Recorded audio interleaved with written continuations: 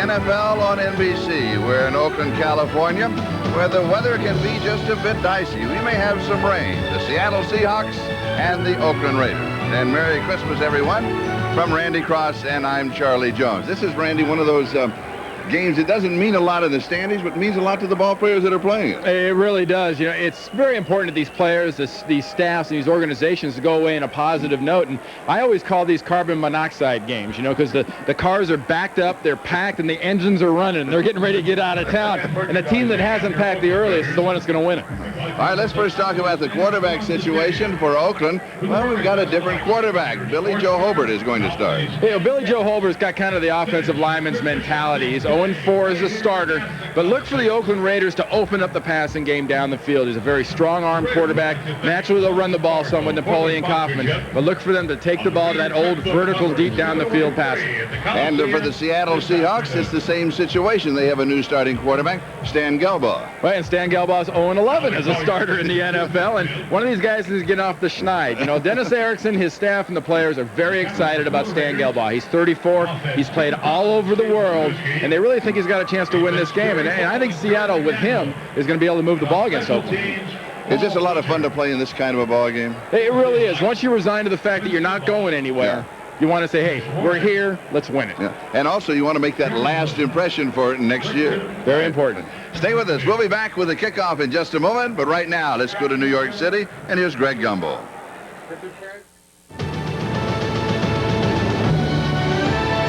All right, Charlie, and let's run down the scores as they are right now. First of all, in Buffalo, the Bills have made the postseason. The Chiefs are out. The Bills win it by a score of 20-9, and Buffalo will host a wild card game. At Cincinnati, the Colts lost a chance to host a wild card game as they fall to the Bengals. 3 touchdown passes by Jeff Blake. The Bengals win it 31-24. Indianapolis will be at Pittsburgh in the first round of the postseason in the AFC. Jacksonville, 19-17. Morton Anderson missed a field goal in the final 10 seconds of this game that would have allowed the Chiefs to be in. Instead, the Jaguars win, and they are in the postseason. They will travel to Buffalo in the first round. Pittsburgh is at Carolina, and the Panthers lead this one 18-14, just under 2 minutes to play in the game. In Green Bay, the Packers beat the Vikings 38-10, the final score there. The New York Jets, with an early 14-0 lead, have blown that at the Meadowlands, as teams who play in the Meadowlands are wont to do. The Dolphins lead at 31-21,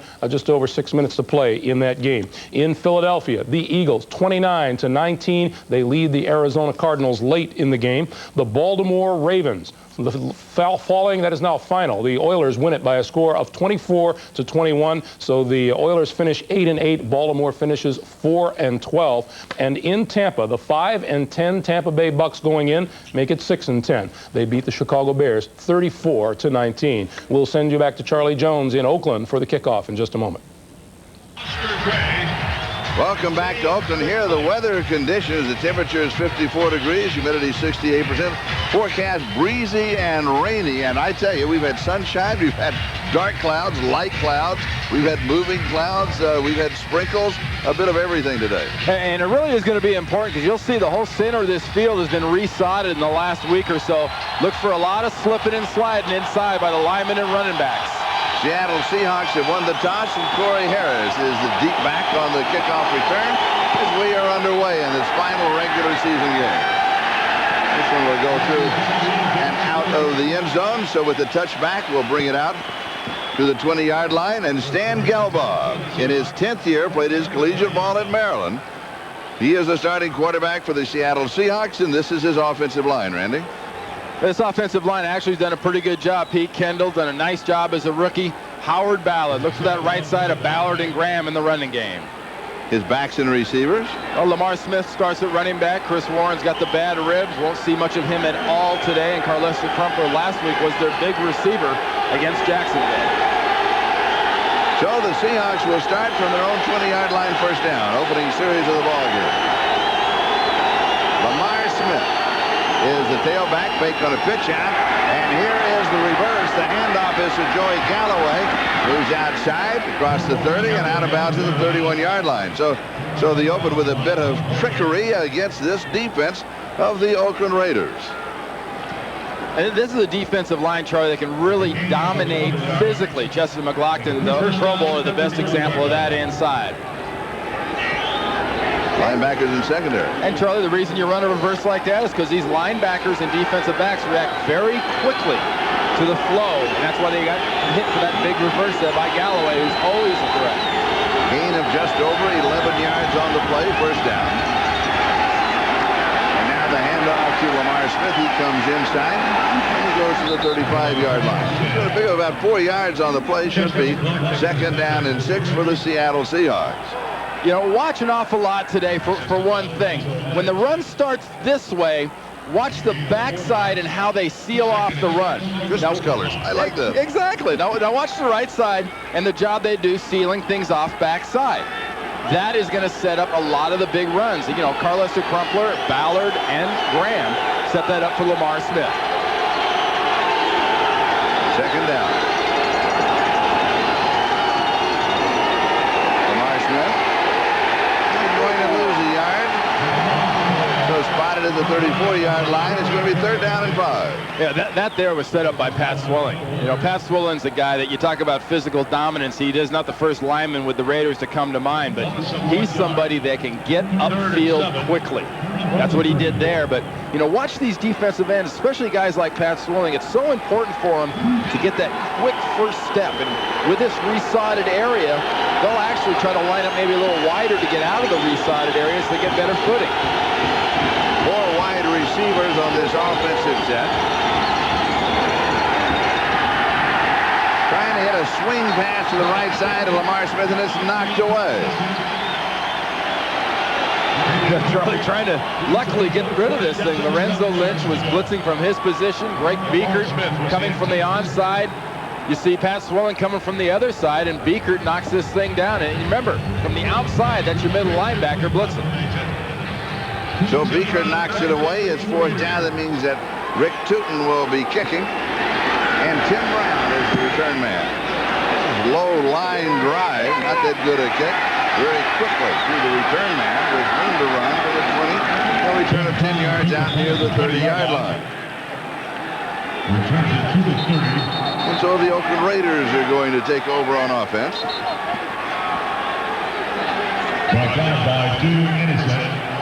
Their quarterback is Billy Joe Hobart.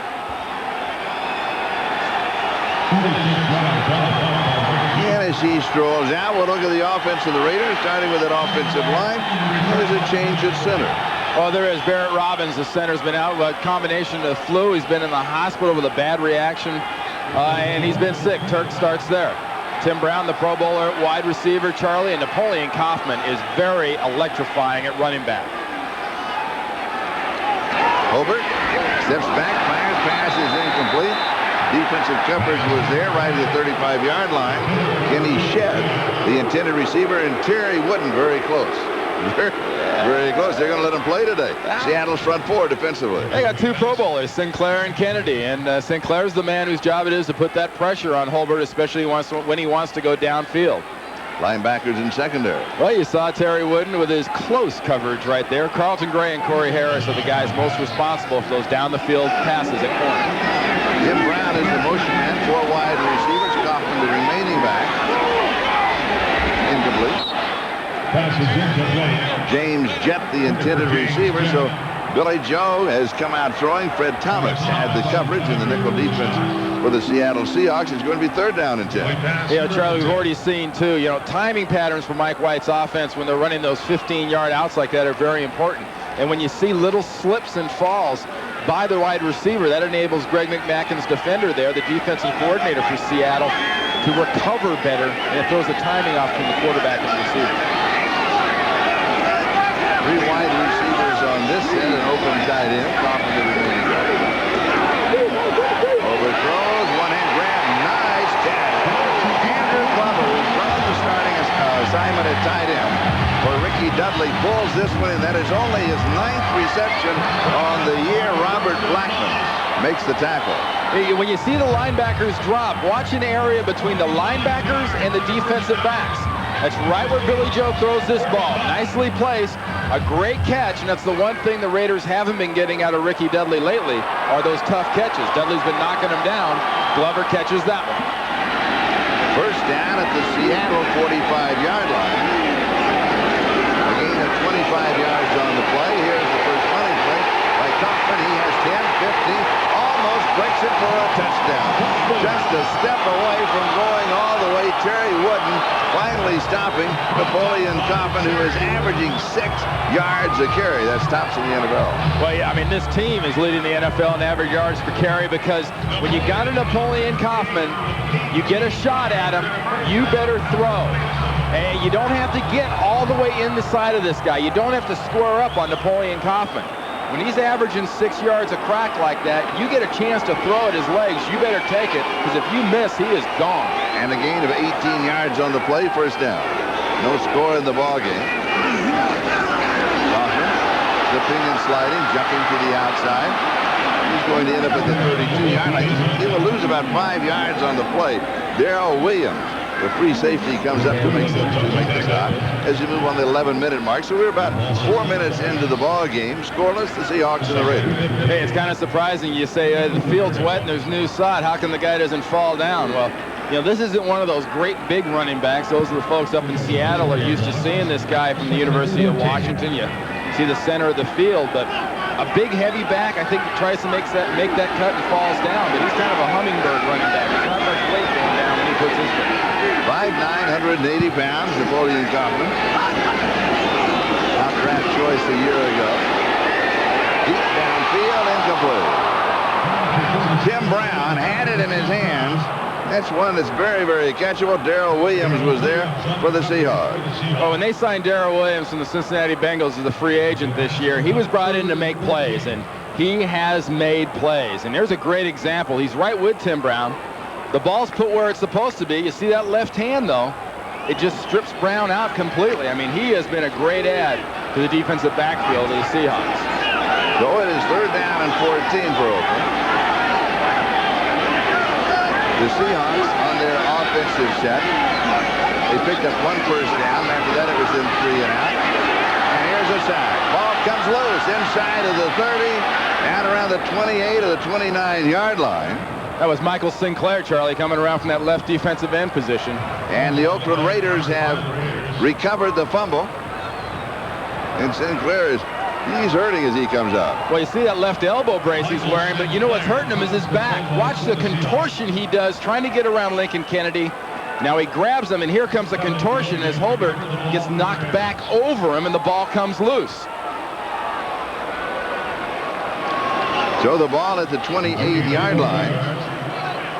Cole Ford, who has hit 20 of 27 field goals.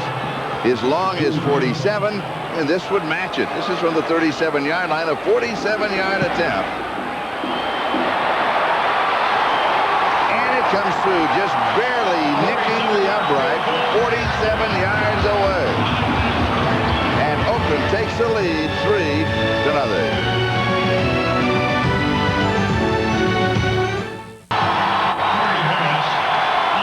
As we come back, we're joined by a heavy drizzle here in Oakland as Corey Harris, the deep back on the return, will move up and field the ball at the 11-yard line. He's now to the 20, the 25, past the 30, out around the 32-yard line on the return. So the Seattle Seahawks, a little pushing and shoving already going on. These last games are kind of touchy-feely games anyway, Charlie. I mean, and you know, there's a scoring drive of the Raiders with that field goal, and Napoleon Kaufman hiding under that jacket and towel somewhere, the running back most responsible for those yards. And it is now it's no longer a drizzle, Charlie. It is flat raining. About the ball on the Seahawks 33-yard line, first down.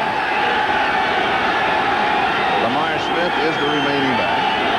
Two wide receivers, a little slow on the exchange. And the pass is incomplete. May have gotten away from Stan Gelbaugh. Joey Galloway, the intended receiver. Terry McDonald had the coverage. And he had a bit of a problem from Kevin Mawai on the exchange from center. There comes right up to his chest. A little juggling act. Went right through his hands, Charlie. Straight through his hands and hit him in the 8. Seattle got awfully lucky with that kind of an exchange. And now that it's really starting to pour down here, watch all these quarterbacks center exchanges and the handoffs.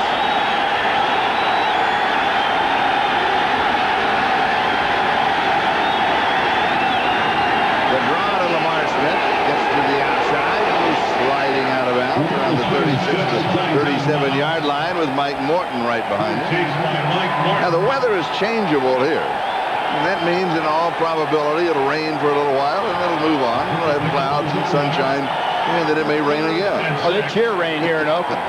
That's part of the attitude. The whole idea of being a Raider and playing at Oakland is to have a wet, sloppy, sloggy kind of field and to get all muddy and to get ugly looking. I mean, there's enough ugly looking stuff in the stands, much less on the field, to get all muddy. 3rd down and 6. No score. Raiders up by the field goal. 47-yard field goal by Cole Ford, 3-0, and another losing the ball on the exchange and goes slipping and sliding and almost came out again. And Gelbaugh is down. He is down. Remember, Gino Torretta is the backup quarterback. Rick Meyer was designated the number 3 quarterback today. Oh, and he is hurting. Well, watch the center quarterback exchange again. It came right through his hands, hit him in the stomach, bounced up, got to where he needed it. And here comes Pat Swilling, but before Swilling can get there, Gelbaugh just all of a sudden pulls up and goes down. That could be a muscle pull there, the way how quickly he went down. And he pulls it on that resodded part of the field, which, as you can see as you were watching it, you just simply cannot grip it. It's going to move on. Yeah, it's going to move when you plant on it. We saw Napoleon Kaufman be able to do it, but you know, look at this area right here. That is the area that has been resodded. That's the soft spot. We have a timeout. We'll step aside. We'll be back in a moment. The Raiders are up 3-0. Honor the winners of the Blitz Crew. Okay, now watch Dan Gelbaugh get the snap, and after he picks it up, watch him take a quick step right here, and then he feels something on that left side of his body.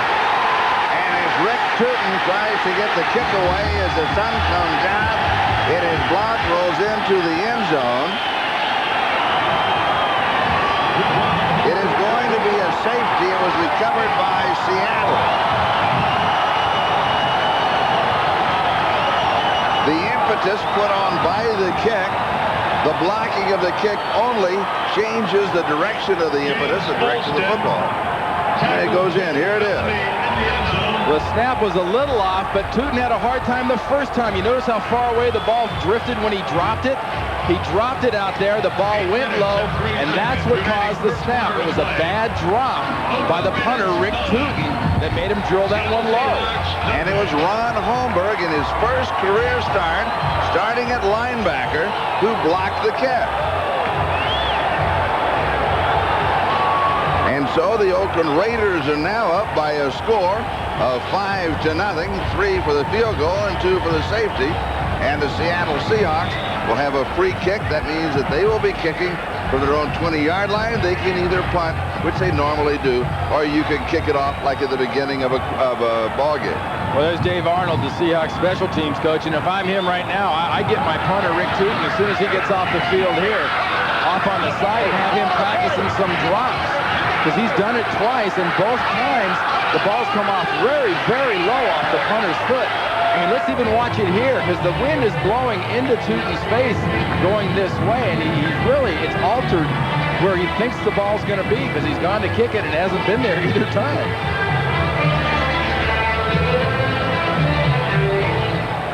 And the sun has come out, as we mentioned, and a gorgeous rainbow in the backdrop.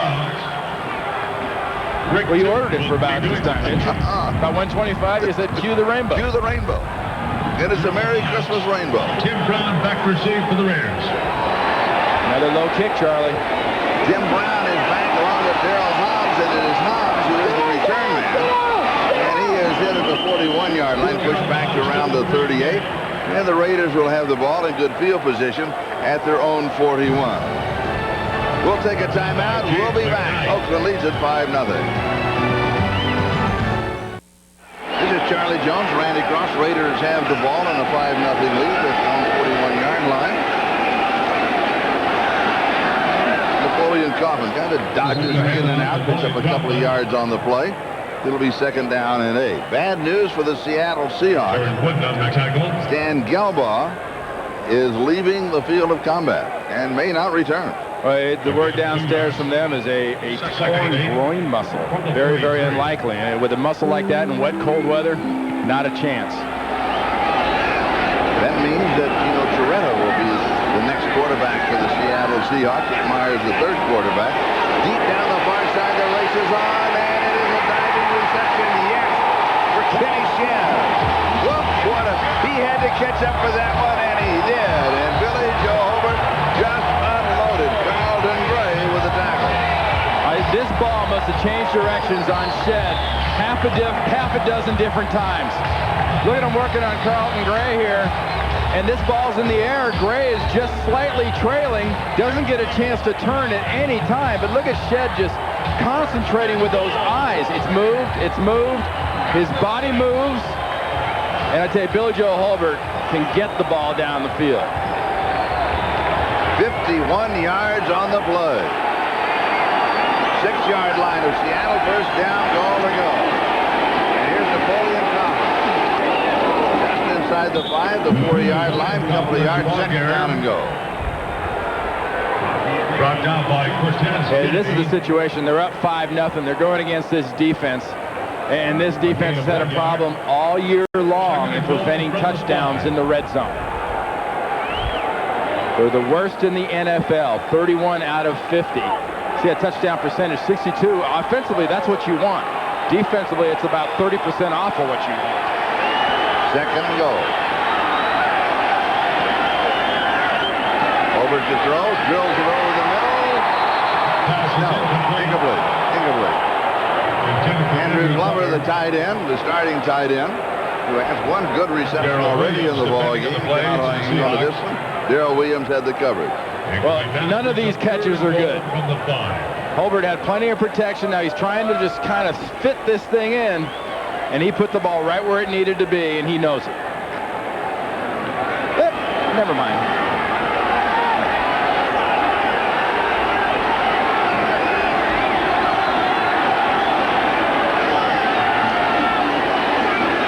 Again to throw. Now he has pressure. He has to get rid of this one. He throws it over the head of Andrew Glover, but he was just avoiding any kind of a loss to set up the field goal attempt by Cole Ford. Michael Sinclair and Cortez Kennedy were harassing him on the play. Hobart, you saw his reaction to that drop ball by Glover. It doesn't take a quarterback too long to get in there and give you that old vet starting quarterback reaction on a drop, does it? No. How can you do this to me? I think that comes from junior high school. Yeah, I guess that's part of being a quarterback. They build that into the model. 22-yard field goal attempt by Cole Ford. This one. The Raiders add 3 more. They scored 3 times, 2 field goals and a safety, and they are up 8-0.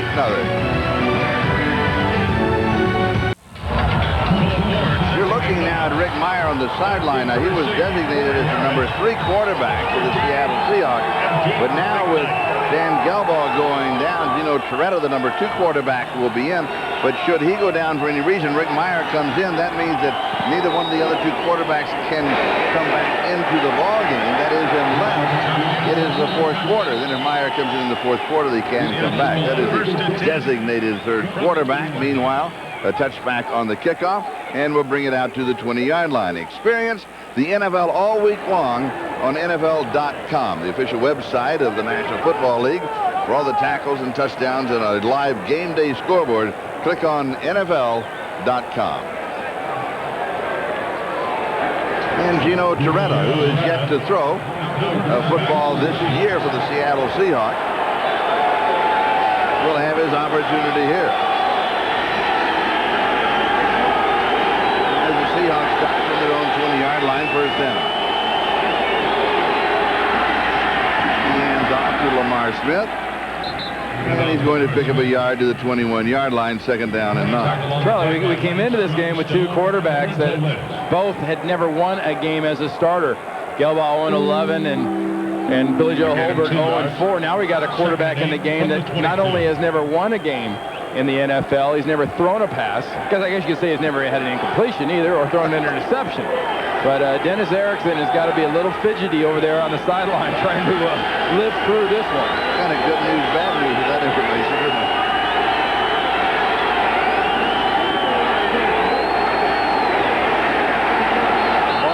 Loose at the end of the play. The official is going to say the ball was down at the 24-yard line.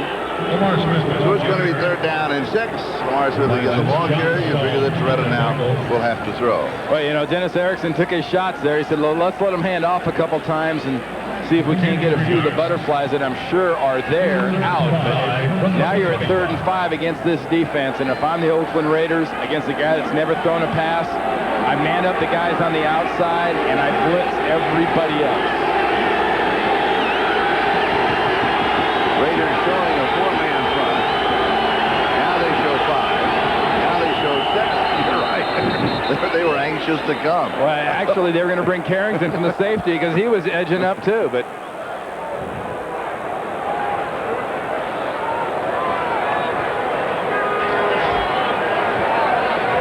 Mike Carey, the referee. False start on the offense, number 66 and 87. 5-yard penalty. Pete Kendall. It remains 3rd down. And Carlester Crumpler. And they were also getting antsy, seeing that the Raiders, they knew they were coming. Well, if you didn't like 3rd and 5 with a guy that's never thrown a pass, you're going to be absolutely nuts about 3rd and 10. Because the Raiders showed you they were going to bring 7 people at the quarterback. And Dennis Erickson only has to hope his blitz pickup and blitz recognition is in place.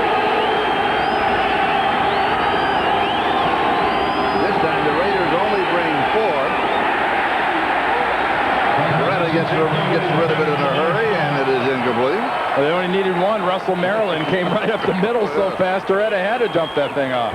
So it'll be 4th down and 10. That means that Rick Tootin will kick it away, and should also mean that Tim Brown could come up with good field position for the Oakland Raiders.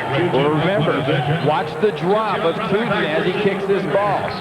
He's had 1 block, and he's kicked 2 very, very low. Watch how this comes off his foot.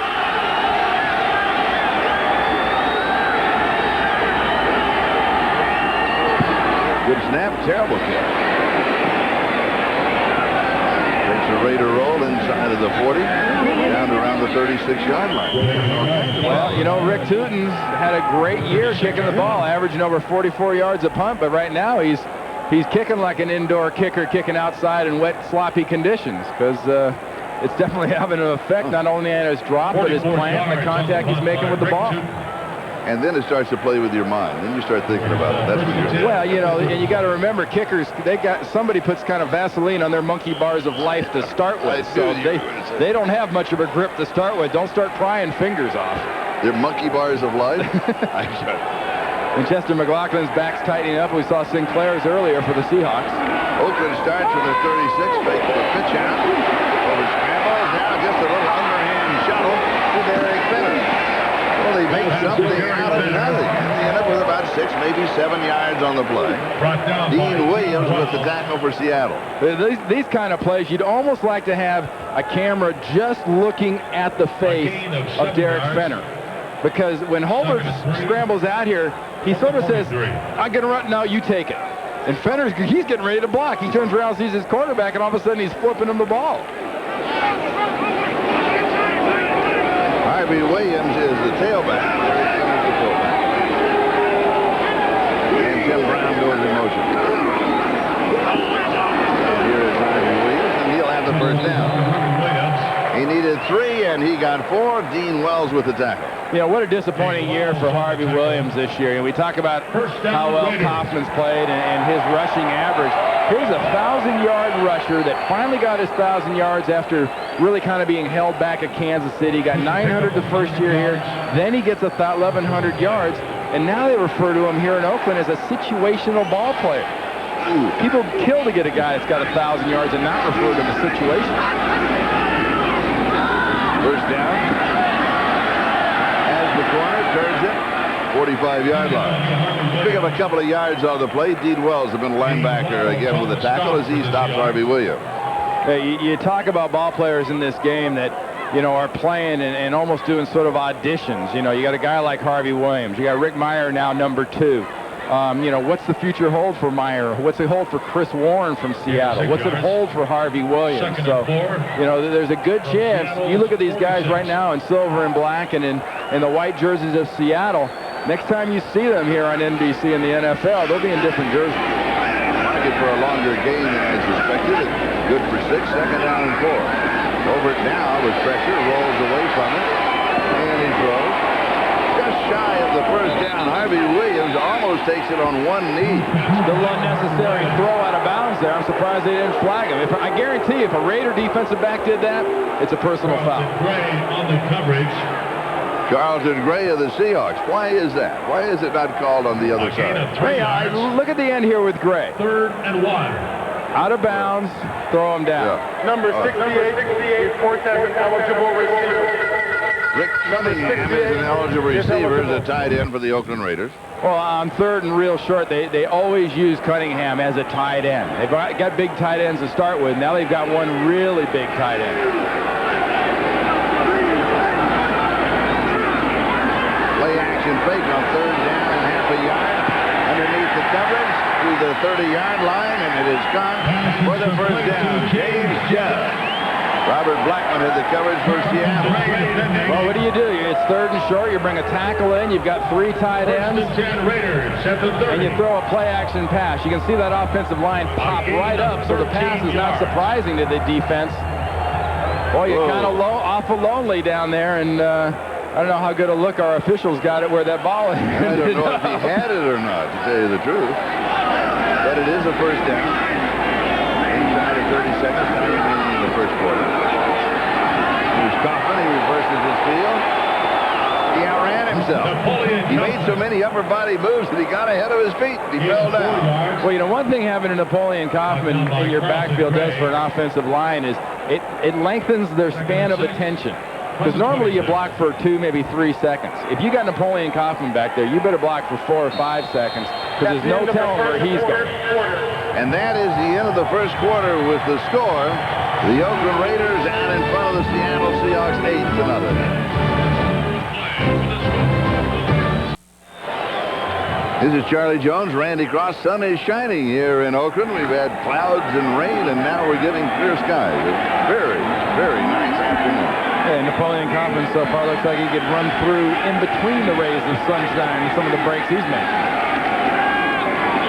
Here's Kaufman again. Jumps to the outside. Puts on another move. Goes to the 20-yard line. Napoleon Kaufman. Robert Blackman with the tackle.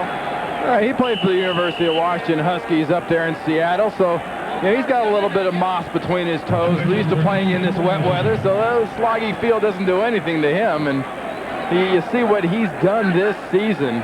Last year he doesn't start, but he still contributes a lot. He started 7 games, but I tell you what, this guy usually only gets anywhere from 7 to 10 carries during a game, generally speaking. Last time against Seattle, he had 104 yards. Changer out. Just short on the measurement. A gain of 5 yards. And the important thing, too, Charlie, when you're trying to go after Napoleon Kaufman as a defender, the last thing you really want to do is try to break down and watch him make moves. You just got to kind of commit to where you think he's going to be and try to hit him. Because if you start, adjusting, and if you play defense with Greg McMackin there, the defensive coordinator for Seattle, don't break down. Just go. Because you'll pull a muscle trying to make moves with him. Well, are you going to guess at a spot? You go for that spot, and hopefully he makes his move and comes back into it. Just go for the spot, be where you're supposed to be, and have faith in the other guys playing defense with you. They're going to be inside of you. We got the 3 tight end formation back for the Raiders. 3rd down and inches.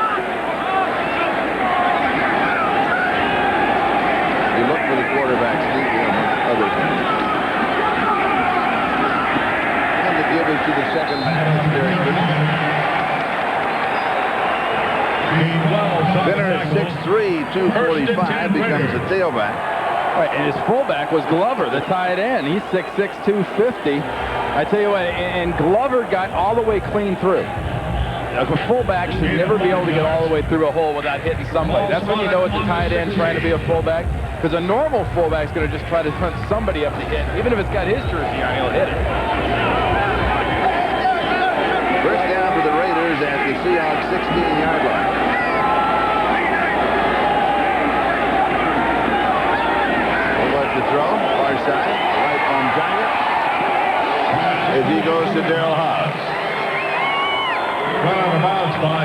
Harris.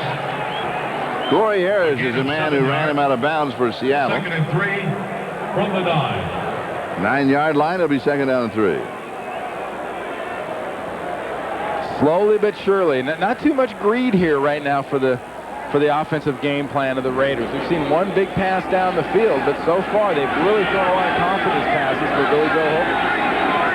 And here they show 4 wide receivers on the Seattle's column, the remaining back.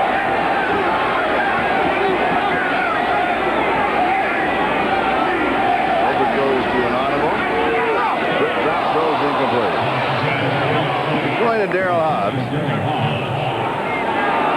Billy Joe Holbert looks pretty good. He really does. I mean, on that pass, you know, Mike White has to be thinking, you know, thank goodness my receiver didn't get any closer to that. Because watch where he puts it. You don't put balls in that kind of position. You saw Hobbs' arms come back down.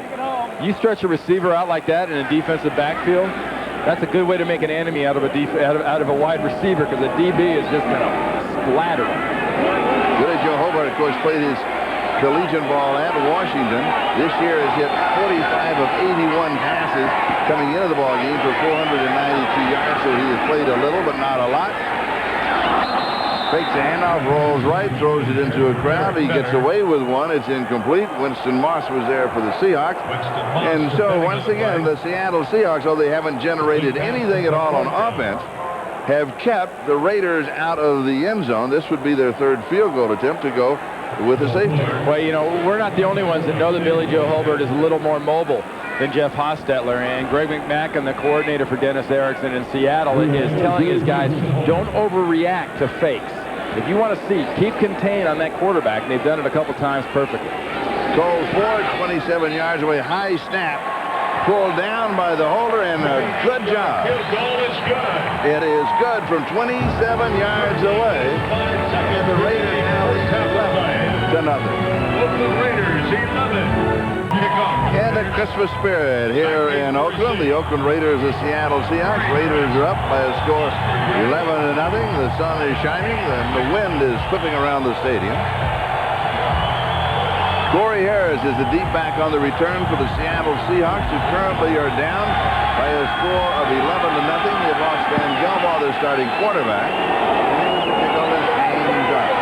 There's a 9-yard line on the return by Harris. He's going to return to reasonably good field position for the Seattle Seahawks.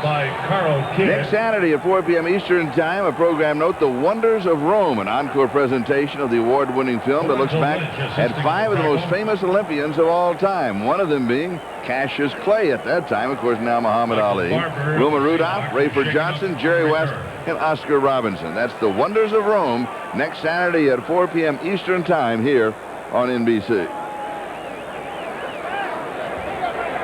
19 yards on the run back by Corey Harris. Michael Barber of the Seattle Seahawks is the injured player who the trainers are working on right around the 25-yard line.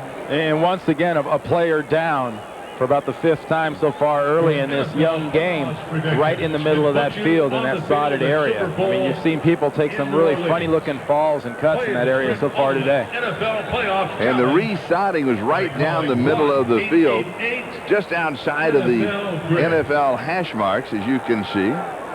It's just a little darker, and it goes from the 15-yard line on your left all the way down to the 10-yard line on the right side. And that was done. The Monday night game ripped it up. A couple of high school championship games here ripped it up, and now they resod it. It's only been about a week, so it hasn't much chance really to knit. And, you know, really, you've watched the Raider passing game has addressed that field. They've done most of their passing to the outside of the hash marks. And there is Billy Joe Holbert. You know, he had a haircut, and it was a little short, and then he looked at it and said, well, why don't we just shave it all off? Well, he's got more hair now on his chin than he has on his head. That's right. There you can see in the back. It's a bad look, though, Charlie. Bad look. I mean, he's got that offensive lineman mentality, though. I mean, for some reason, you go ahead and just shave it. Gentlemen, pick up your copy of the beautiful. If you're that close, why not? It's an ugly thought of what somebody like Marino or Kelly looked like with no hair. Don't miss out on this great Christmas. Billy Jehovah having a very good ball game for the Oakland Raiders, showing a good arm and that mobility. And now it's up to Gino Toretta of the Seattle Seahawks. He is the number 2 quarterback for the Seahawks, with Stan Gelbaugh going down with a full groin injury.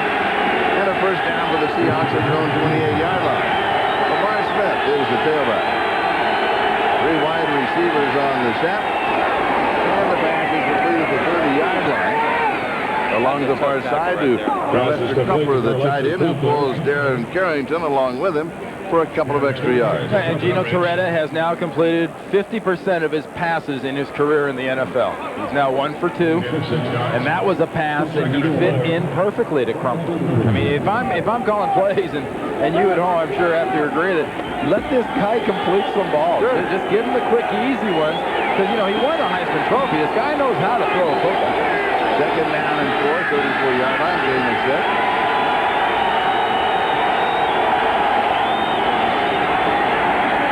Nothing locked there for Lamar Smith. A yard to the 35. It's going to be 3rd down and 3. As Greg Beaker was waiting for him in the hole. And, you know, we've talked about Kaufman, that kind of hummingbird approach as he runs. Well, Lamar Smith doesn't quite get to flap his wings fast enough to get away from Beaker there. There's no really room to cut or move. Not a lot of hum there, is it? A lot of bird, but not much hum. 3rd down 3.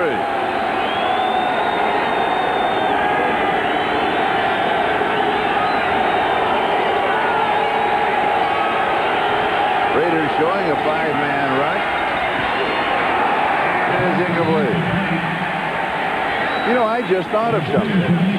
We have 11 minutes and 31 seconds time remaining in the first half. If we had a flag? Well, and that's a highly unusual, especially you look at the Raiders team last week. 20 penalties. I mean, they have got a thing going this year, just total yardage-wise. There's running backs that don't run for many yards as they've been penalized. The Raiders need 8 penalties and 94 yards in penalty to break their own NFL record in the ballgame. Actually, they don't want 8 penalties and 90-something yards. They'd rather not have that. They already got it. High snap, throws it down, gets the kickoff. This one another low line drive to Tim Brown. He is very returnable because the ball gets to him before the coverage does. A pretty good pickup coverage to the 25-yard line. The tackle is made at that spot. Raiders will start from there, and we'll be back in a moment.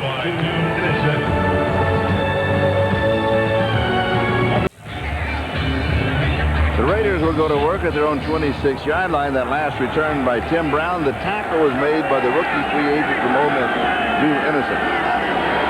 26-yard line, first down, Oakland. A fumble on the exchange, and the Seattle Seahawks have recovered it. That was Cortez Kennedy in the backfield right at the point of exchange causing that, I think, Charlie. Watch Cortez right there, 96. Comes right through there. He's got Holbert. He distracts the entire process of the handoff. And they're able to recover that thing. That was a get-off by the Pro Bowler. And it was Antonio Edwards, number 94, who recovered the fumble.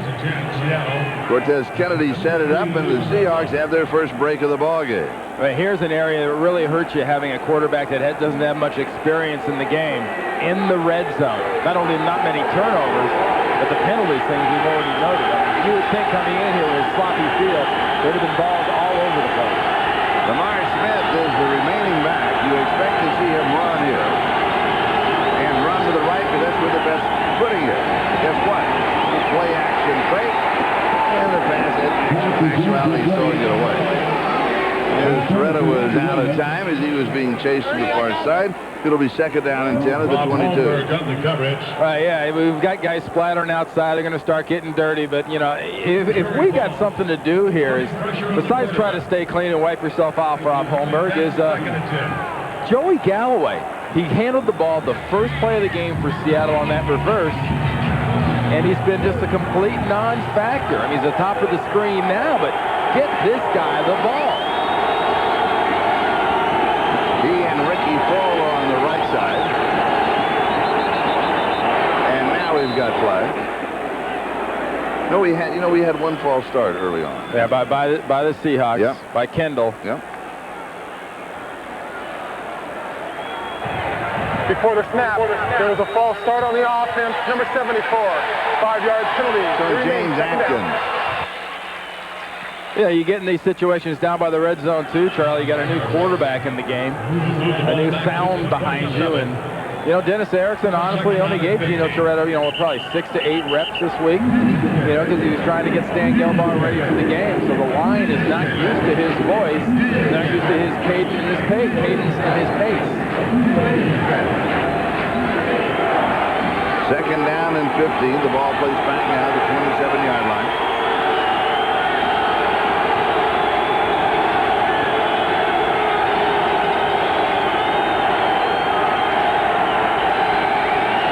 Pressure from, this one is in as he was trying to go to the left flat. A little swing pass out to Lamar Smith. Chester McLaughlin came in, and he got a hand on it. Well, he was in Gino Toretta's face enough. He could have gotten his face, his elbow, his shoulder, the better part of the left side of his body on this pass if he wanted to. Look at him he's working against the rookie Kendall, and he goes right by him and gets that right hand out there to block that. See, then he's got the presence of mind to turn around just in case he pops it straight up, try to get himself an interception. Third down and 15. Lamar Smith again, the remaining back against 3 wide receivers. I'm wondering why Toretta they don't go to the shotgun. He has pressure from both sides. It is incomplete. It will be 4th down and 15. Russell Maryland with the pressure. Pat Swilling, pressure on the quarterback. Well, Maryland gets in his face. This is pure inexperience here. He's getting the rush, and it's just a matter of reps. Where are the people I'm supposed to dump it to when things are hot and things are bad? And, he's backing up, running, trying to get away from people and get the ball at the same time. It's not a pretty picture. Todd Peterson now with a 45-yard field goal attempt. He drives this one. And he drives it through for 45 yards away. We've got a flag down. That's in the part of the field that usually comes a number of people on the field, maybe too many Raiders.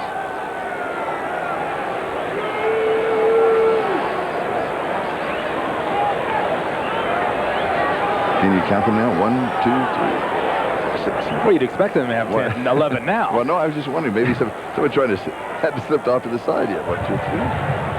Too many men on the defense. That penalty is declined. Field goal is good. Seahawks will take the points. It's an 11-3 ball game. As Todd Peterson spits the uprights from 45 yards away. We'll be back in a moment. This is Charlie Jones and Randy Cross. We want to wish you a very Merry Christmas and happy holiday season. Is that your Christmas card he's reading there? That's right. On the bench, John? It's a long one. You faxed it to him? I faxed it to him. It's actually my entire life story is all that be like. The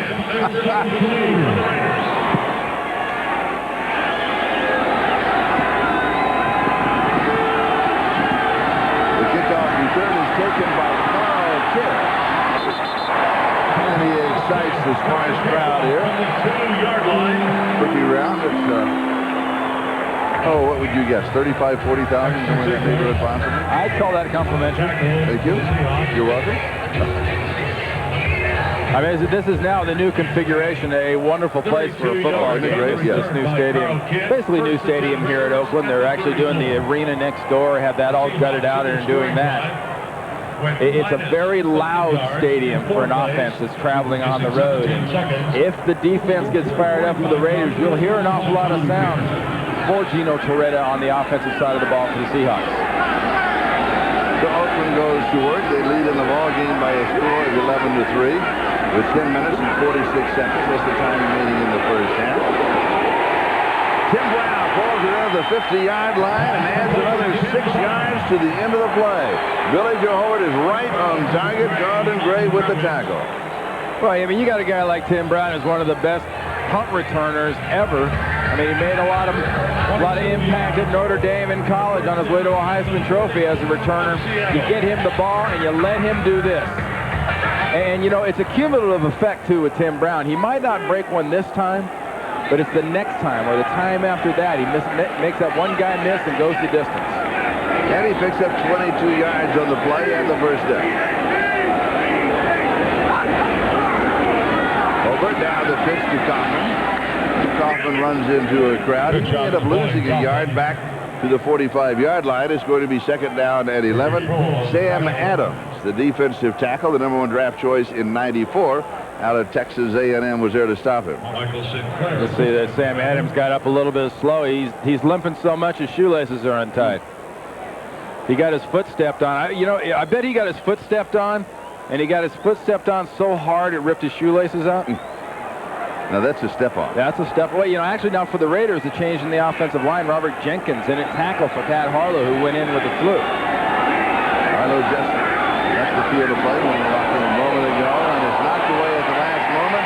Now flag is dropped back where the quarterback is down, and it's thrown by the referee. Should be roughing the passer. That's what it's going to be. Against the former Raider Winston Moss, Charlie.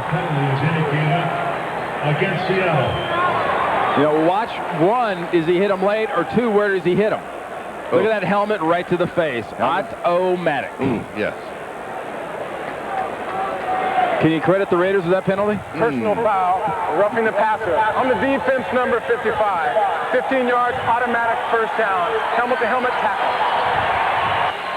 You know, the only reason I mentioned I'd say because Winston Moss was former Raider. I would say half. Half? Half. Okay, so they get 7.5 yards. Okay.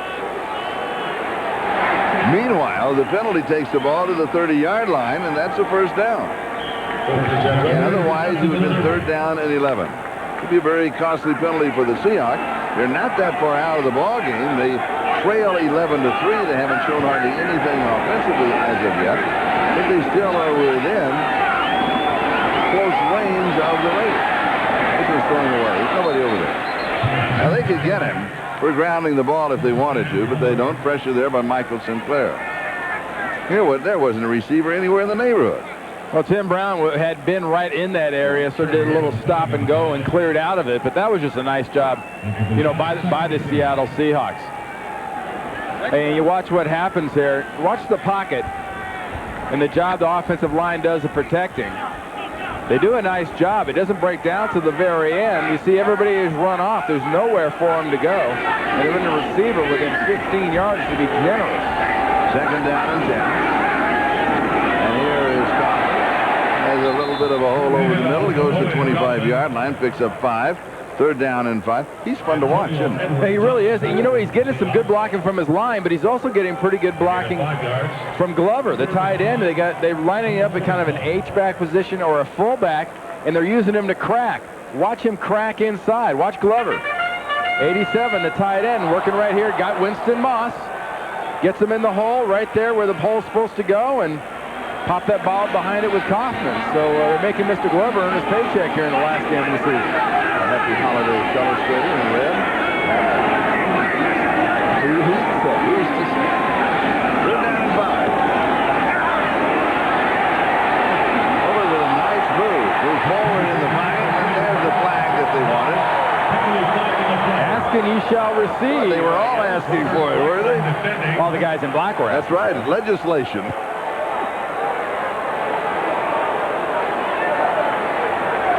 Here's the call. Pass interference. On the defense, number 25. Automatic. On Robert First Blackman. down. First down. Well, that's the second critical mistake by the defense of Dennis Erickson's Seahawks right here, because they're getting Billy Joe Holbert to move around. You see Robert Blackman gets that shot up around the head and shoulder before the ball gets there. And look at him. He's not trying to roll dice there, folks. He's trying to emulate a flag being thrown.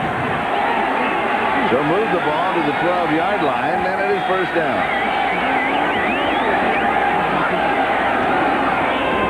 Here's Kaufman.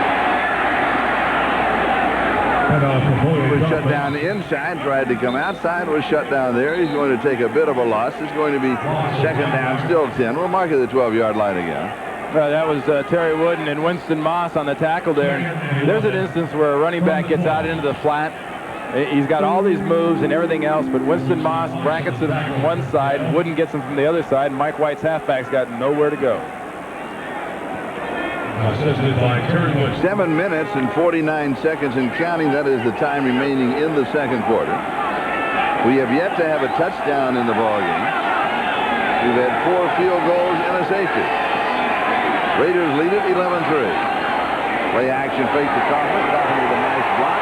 Completes the pass to Derek Fenner. Fenner goes to the 5-yard line. Antonio Edwards with the tackle.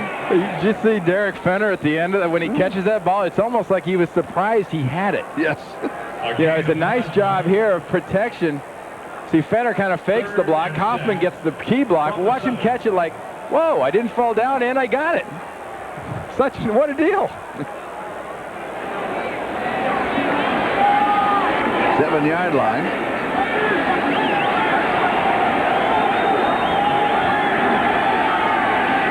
There is 174 total yards in offense to 19 for the Seahawks.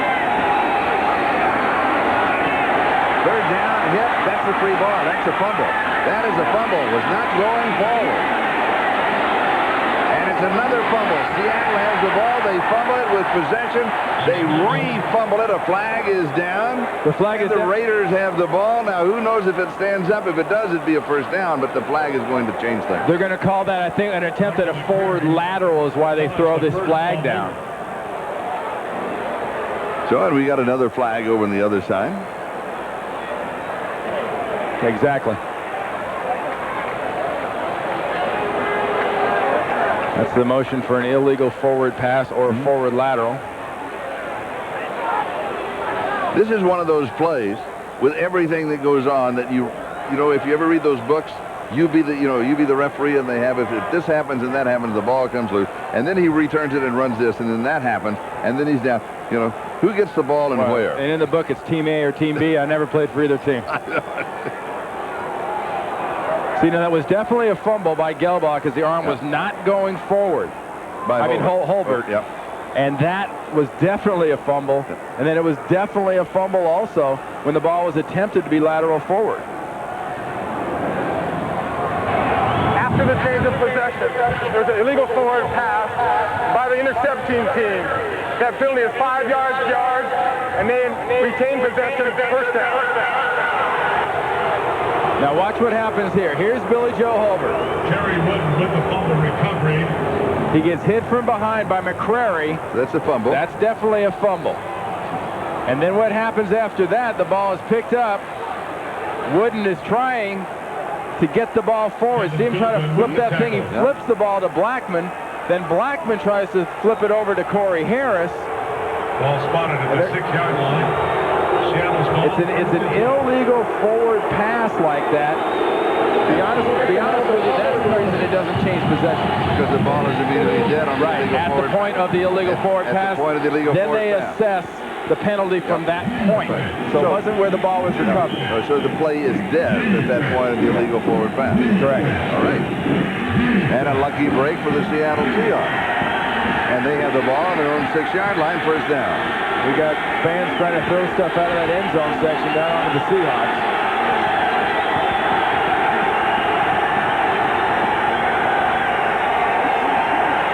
Coretta goes deep down the sideline. There is tripping along the far side, and a flag is going to come down. Terry McDaniel had the coverage on the play, and he is going to be arguing.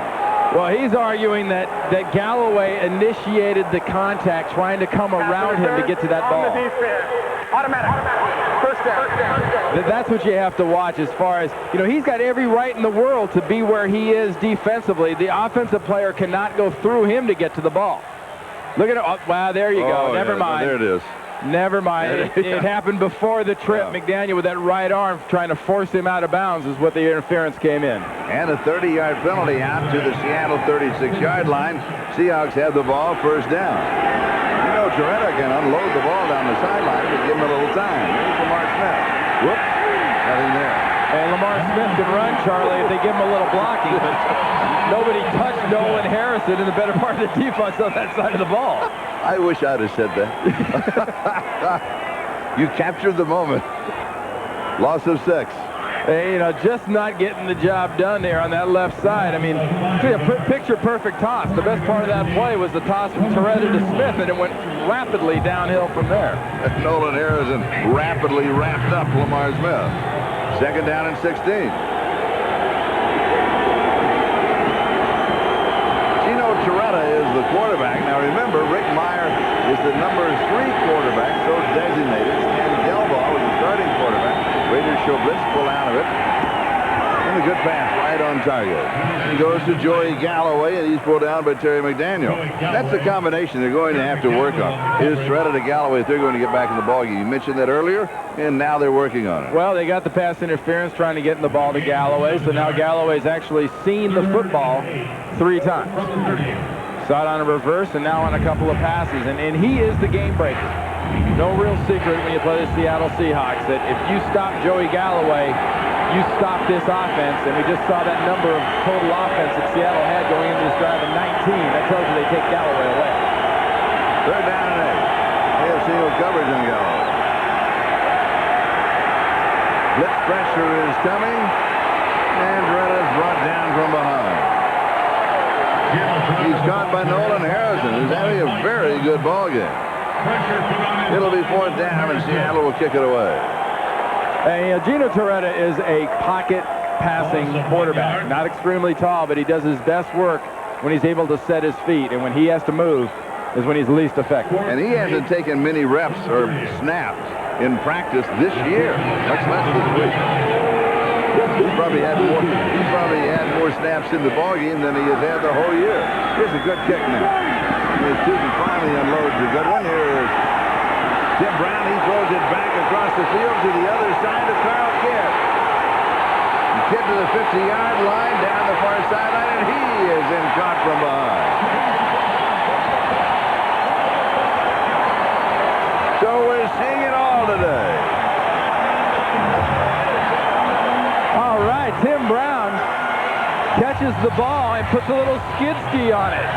See, there's the catch, and here's the skid ski. If you can't throw it 40 yards back across the field, get the skid and the roll with it. And Carl Kidd has absolutely nothing but open space in front of him. Well, he's got a punter, but he doesn't count that. And he gets caught from behind right there, and by 2 innocent. 2 innocent does it again. Just a nice gutsy call by Mike White's staff on that throwback. Obviously something they have seen, because Tootin has given them the opportunity with these low punts. So Oakland with 54 yards on the return. The ball is at the Seattle 35-yard line, 1st down.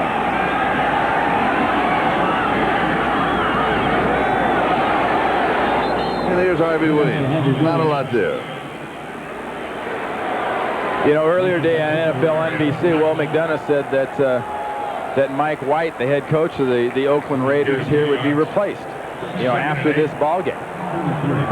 Honestly, he coached me. He was one of my offensive line coaches earlier in my career. I played against him when Mike was at the University of California. One of the real first-class gentlemen. I think he's done a pretty good job here at Oakland. I'm not sure, with the current parameters on a coach here at Oakland, if anybody could win for the Raiders. Always fast underneath the coverage. This is Tim Brown, 30-yard line gain of 3. So it's going to be 3rd down and 5. Now the Raiders coming into the ballgame, the record on the year is 7-8. They have 8 losses, but 7 of those 8 losses, 7 of them, a total of 25 points, including 2 overtime. 25 points, and you lose 7 games. So, you know, that means that one game I think they lost by 16 points. But outside of that one, they've been right in the middle of all of them. Yeah, you know, that's one of the points Mike White made. We've been just sort of like one play away in a lot of games. Yep. And unfortunately, when you read press releases and those kind of stats, are usually from losing teams. That's true. That is true. 3rd down and 5. There's a man wide open. Hits him at the 10-yard line. And it's Ricky Dudley. Dudley did not start because he's been dropping the ball. But he hangs on to this one. That's a tough one to catch, too, because he was wide open. Well, and with all his struggle this year, you might say, Charlie, that Dudley do right. A little harken back to my cartoon days as a kid, and Dudley finally catches it. 8-yard line, 1st down goal to go. You're like the Oakland Raiders. You're pulling out all stops today.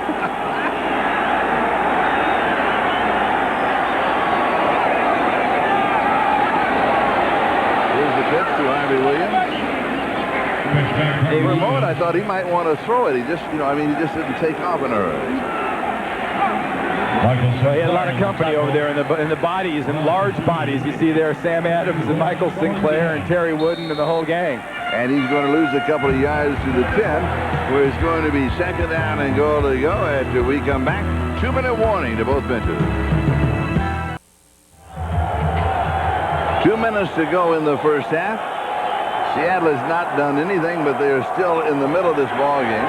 Second down goal to go for the Oakland Raiders. Play action fake. Pass into the right spot to Derek Finner. Finner goes to the 7-yard line. It'll be third down and goal to go. Hey, you talked about, Seattle hasn't done much offensively. They have done less than 1 yard. 1 yard passing. 20 yards of total offense. And Dennis Erickson's looking across the field at Mike White. And Mike White's almost got 200 yards here in the first half. And, Billy Joe Holbert, his number 2 guy, obviously better than Dennis Erickson's number 3 guy. Third down, goal to go.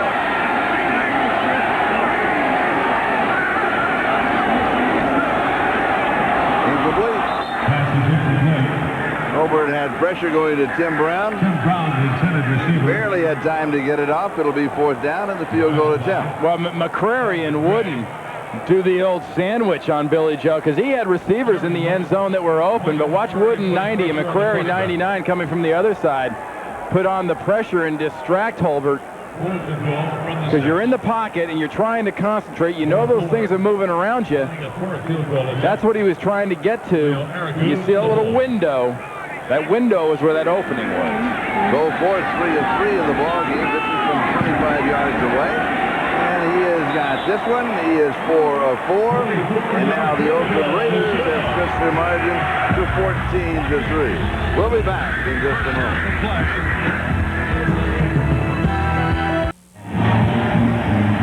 While you were away, it started raining. Just all of a sudden, the clouds open up, and there it is. Hey, if you don't like the weather, just hang around. It'll change. Boy, it is really raining. And the sun was out just a moment ago.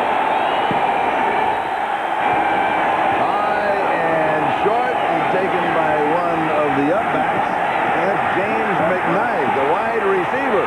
He's to the 40, the 30, and tripped up as he is caught from behind. Kenny Shedd saves a touchdown for the Oakland Raiders. James McKnight with a short kickoff in the rain sparks the Seattle Seahawks. And he's going straight ahead, but look at it. They refer to this kind of rain down in the south as coming a cloud. And it's coming a cloud, and it's coming to McKnight on this thing, on this return right here. He just goes straight ahead. He does not bother with anything else but speed, and it works. I mean, it's absolutely buckets right now. And look at this. It looks like it's clear. And the sun is out while it's raining. The sun is shining on the field. You can see it with the shadows in the rain. We are watching a Christmas miracle. It's a film. And it is just eased back up, so we got to have our rainbow. Cue the rainbow. And the ball is on the 27-yard line. On the draw, here's Lamar Smith. Smith to the 10, still in his feet. Stretches. Lamar Smith. Seattle. First touchdown of the ball game. Just a fabulous job by Dennis Erickson. Special team, his return team sets that up. And then that's just an individual effort by Lamar Smith. And the Seahawks are going to go for 2 here, Charlie. But what you have to watch is, 1, the blocking gets them the open field. But look at him break the tackles. That's 1. That's 2 by Lorenzo Lynch. Then you got Lewis coming over and trying to do it, but he got that in for the last 10, 12 yards all by himself. And it was James McKnight who set it all up on that kickoff return. Meanwhile, the Oakland Raiders want to take a timeout. So they'll stop the clock. We'll step aside. We'll be back with the 2-point attempt in a moment.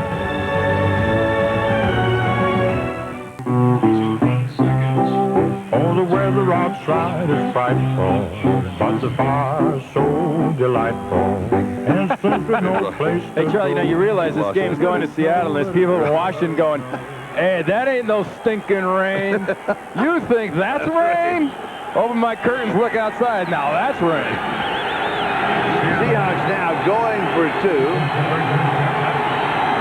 They trail 14-9, and now they call a timeout. A little strategy. It's talking about strategy now with 55 seconds. Guess who's going to talk strategy at halftime? Brought to you by Domino's Pizza. NFL on NBC, the halftime report. It will all be there. Talking not only about this playoff situation, everything else that's going on in the National Football League today. You know, really, you go into the last week at the end of those games, you talked about who was going to be in the playoffs. And, you know, both, Joe Gibbs and Mike Ditka will give you some great thoughts on the where and who's. Because Joe Gibbs tends to be very, very analytical about it. I mean, he's a coach. Mike Ditka, if you saw him today earlier in NFL and NBC, he was fired up. I mean, he was ready to get at it from the very second this thing started. Now they're going to change their minds and kick.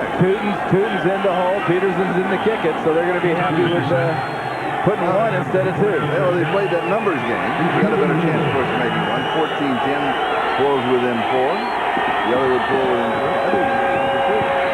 3. Meanwhile, it's good. And it's a 14-10 ball game.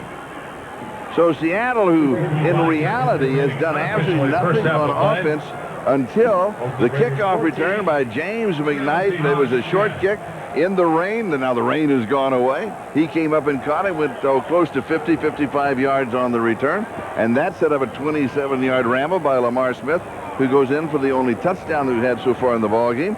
And suddenly it's the Raiders 14 and the Seattle Seahawks 10. Hey, actually, I think it was a good decision, too, by Dennis Erickson to go for just the extra point there, Charlie, to be honest with you. You know why? We talked about how little Seattle has done on the offensive side of the ball. Less than 50 yards. You've got a chance. You've got a chance to put another point on the board. Don't get greedy. You didn't get down there because of your great offense. You got down there because of a great return and a good individual effort by Lamar Smith. Kick that extra point. And I mean, if you told Dennis Erickson that it was going to be 14-10 with 55 seconds to go at the end of the first quarter, he'd have been ecstatic. But now let's see what the Seattle Seahawks are doing in total offense. They're up all the way to 47 yards in the first half. Yeah, you remember that old thing on your right side mirror that says the objects in your mirror are closer than they appear? Well, even at 47 to 199, that object isn't very close in that mirror. It's just barely registering, but at least we're now in the mirror. Meanwhile, Napoleon Kaufman and Tim Hall are the return men for the Oakland Raiders. Napoleon Kaufman. Taken by Napoleon Kaufman. Kaufman has to avoid one of his own men who turns to about the 20, maybe the 21-yard line, depending on where he gets his spot. Down by James Melody at the 21-yard. So the Raiders will have an opportunity here to run a couple of plays if they so desire, or they can simply run out the clock and sit on a 14-10 lead at halftime. Well, Mike White and his coaches, I think, have got to be leaning towards the latter, Charlie, with a negative that happened the way it did in that return, the way they've dominated this first half to go in at halftime at 14-10. That's best case scenario. Don't do something that'll give Seattle another big play and maybe another scoring opportunity here with this little time left at 47 seconds.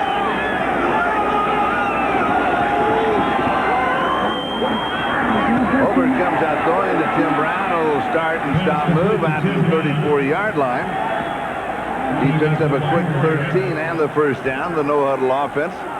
2-minute offense in place now for the Raiders, being run by Billy Joe Hobart, who's looked very good at quarterback for Oakland. Quick drop, throws incomplete.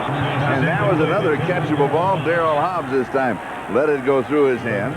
That's exactly the kind of play I'm talking about. You get a ball like that that glances off a receiver here in these wet conditions, it can go back all the way the other way. And, both teams have 2 timeouts left in this situation. There's 23 seconds left. And the ball is at the 34-yard line of the Raiders. Raiders lead by 4, 14-10. Seattle with the only touchdown. The Raiders, they combine their numbers with field goals plus a safety. And going deep into coverage, and it is intercepted. It is picked off by Robert Blackman. Blackman now with the lateral. And out of bounds is Carlton Gray. That is exactly what I'm talking about. You're giving the team now There are 11 seconds left. And yeah, I know Gino Torretta is a quarterback. Maybe they're not that worried about the passing game of Seattle. But you're giving a team an opportunity to get another big pass play and give them a shot at a field goal here by throwing this interception that's picked up by Robert Blackman. The important thing is done by Carlton Gray right here. He thinks about it, then he gets out of bounds. Look, watch Billy Joe. Remember I told you about he has that offensive lineman's mentality? Man, that can't feel good. He's not exactly dressed for contact. Quarterbacks are not dressed for contact. They're dressed for success. The ball at the 47-yard line of Oakland. And they've dropped everybody deep. They're going to rush 3. Dennis steps forward. He's going to run for it. Sliding at the 33-yard line. And needs to call that timeout. Now, he signaled for it. There was a second up when he signaled for it. He got it before the clock ran out. Yep. 30-second timeout. Please put 2 seconds on the game clock. That's right. That's a good 2 call. seconds on the game clock, please. That is a good call.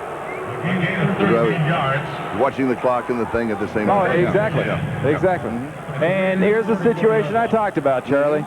I mean, granted, it is a long field goal. You're 50. looking at a 52, 53-yarder out of a wet, soggy, re-sided area here, just this side of that Raiders helmet and logo in the middle of the field. But Dennis Erickson's team has a chance to pull this to 14-13. Todd Peterson has hit from 54 yards away.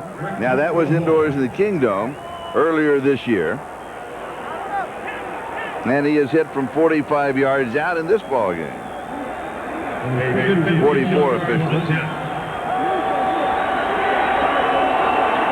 42-yard line, 52 yards on the attempt. Is it going to make it? It does, from 52 yards away. Can you believe this? The Seattle Seahawks have pulled within 1 point of the Oakland Raiders as we go to halftime. And the reaction of Dennis Erickson, the head coach of the Seattle Seahawks. Well, you don't have a lot of offense, Coach, but you're doing something right. Raiders lead by 1. The halftime report is coming up. So right now, let's go to our studio in New York. This is the Domino's Pizza NFL on NBC Halftime Report, brought to you by Domino's Pizza. For hot and wow, call Domino's. Now, Charlie Jones, thank you. Welcome, everyone, to our studio in New York. Along with Mike Ditka, Joe Gibbs, and Chris Collinsworth, I'm Greg Gumbel. The score of the game that you are watching, the Oakland Raiders with a 14-13 lead at halftime on the Seattle Seahawks. One other late game taking place in the last game ever at RFK Stadium in Washington. The Redskins are leading the Dallas Cowboys 16-3. Joe, the question is the Dallas offense ever going to get untracked? Well, they've got 25 points in the last 3 weeks, and we were talking about here. I think this is a gamble by not playing Aikman, by not playing their guys. You know, Mike and I were sitting here talking. You'd hate to go into the playoffs with everything going downhill. And that's exactly what's happened with the football. They need a shot of confidence, and right now they have no confidence. They haven't been able to generate a good running game for a couple of weeks, and they're getting no points. That's the most valuable player they have is Chris Bonio. And the other thing is that now Leroy Horde and the Minnesota Vikings go in there with a fairly legitimate running game, and we have yet to see this Dallas defense tested against the run without Leon Lett. The teams that they've been playing really are not running football teams. We'll see how that matchup comes out. Mike, when I talked with Moose Johnson in Dallas a couple of weeks ago, it's exactly what he said. He thought Chris Bonio was the MVP of that team this season. We'll have all the scores and highlights of the early games and a look at the wild card matchups right after a word from the NFL and these messages from your local station.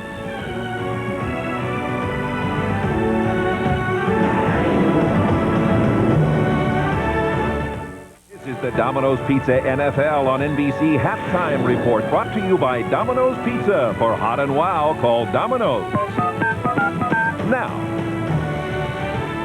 All right, welcome back, everyone. Let's run down the action and the results of the early games beginning at Rich Stadium in Buffalo, where the Bills knocked off the Kansas City Chiefs 20-9. Steve Bono, starting at quarterback for the injured Rich Gannon, was just 1 of 7 passing in the first half. 3-0 Chiefs in the second quarter. First play, Jim Kelly picked off by Anthony Davis, returns to the 14. It set up a field goal and a 6-0 Kansas City lead. The Bills offense got in gear in the fourth quarter. Kelly to tight end Tony Klein for a 4-yard touchdown. Bills take their first lead at 13-9.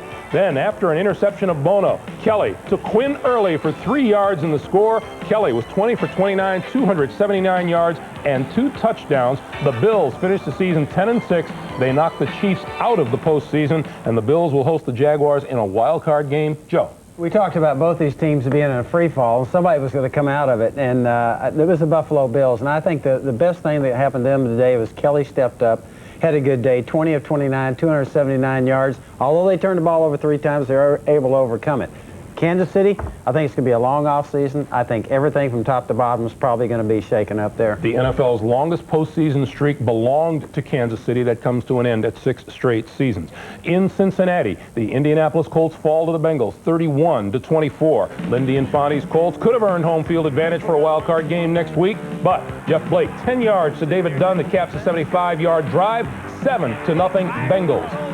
Later, Blake picked off by Jason Belzer, who returns 21 yards, and Indy pulls into a 7-7 tie. They were tied at 17 in the fourth, 2nd and goal from the 2. Blake avoids the rush, 2-yard touchdown pass to Carl Pickens, 24-17. But on the ensuing kickoff, Aaron Bailey takes it at the 5, up the middle, and says, see you later. This is a 95-yard touchdown to tie the game at 24. That was the score when Blake went to work again, capping a 10-play, 73-yard drive with a 9-yard scoring pass to Tony McGee, Blake's 3rd touchdown pass of the game, the final 31-24, and the Bengals finished strong under Bruce Coslett, and the Colts a loss after winning their previous 3 games. Yeah, and you know, for the Indianapolis Colts to go back in and play against Pittsburgh once again, in a rematch of what I think was the most emotional football game that we've seen in several years. You remember the Hail Mary pass at the end of the game, just missed in the end zone. Bill Cowher after the football game literally in tears coming off the field, his first trip to the Super Bowl. And to get a chance to see that again in the first round of the playoffs, that's amazing. All right, Chris, in Jacksonville, the Falcons and the Jacksonville Jaguars. Jaguars win it by a score of 19-17. Tom Coughlin's Jaguars on their way to the postseason. Mark Brunell back to pass, then decides to run it in himself, 11 yards and a touchdown, and the Jaguars lead by a score of 7-0. Falcons mount a comeback. Craig Hayward with the handoff bulldozes his way for a 2-yard score. Jaguars lead cut to 19-17, and then Atlanta with a chance to win it. Morton Anderson, one of the best kickers ever, misses a 30-yarder with 4 seconds left. Jacksonville wins it 19-17. At 5 straight victories, the Jaguars own the longest winning streak in the AFC. That's pretty amazing. And what kind of odds would you have had to have gotten that Morton Anderson was going to miss that kick? What was it, 1 in 100? I don't know, but he never misses a kick like that. And for him to make it, it was just a team of destiny this year, Jacksonville. And one thing to keep in mind, now with the way that Natron Means has been running the football for the past month, today over 100 yards once again, he gives that offense some balance with Mark Brunell. This is a dangerous football team heading into Buffalo after winning 5 in a row. Meanwhile, in Carolina, the longest winning streak in the NFC belongs to the Panthers. They have won 7 in a row. With a win today, Dom Capers and the Panthers claim the NFC West title. Carolina's opening drive, Kerry Collins to Wesley Walls, 9 yards, and a 7-0 Panther lead.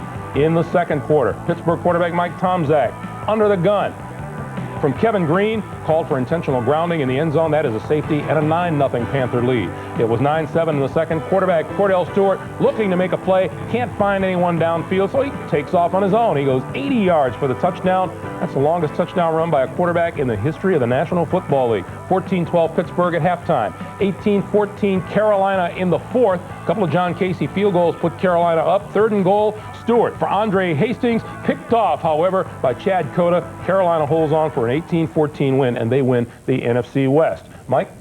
Kerry Collins is really an exciting quarterback to me. I think he's the best young quarterback in the game, and he's getting better. He's not one of these guys that has really ups and downs. They got a very solid defense. What I like most about this football team is they've served notice. They served it, first of all, in their division, that they are the tough guys in the National Football League right now. They went out and they handled the San Francisco 49ers twice. So the notice is out, and this identity they have is a great identity. That's what we tried to establish years ago with the Bears. These guys have done it, because if you don't respect their toughness, they're going to show you how tough they are. All right, Mike, now here are the playoff implications. In the AFC, Denver and New England have first-round byes. With the Indy loss, Buffalo grabs the number 4 spot, and the Bills host a wild-card game. That will be against Jacksonville next Saturday. The Colts will be at Pittsburgh Sunday here on NBC. The NFL on NBC begins noon Eastern Time. In the NFC, Green Bay and Carolina have the first-round byes. Minnesota will be at Dallas on Saturday. Philadelphia will be at San Francisco on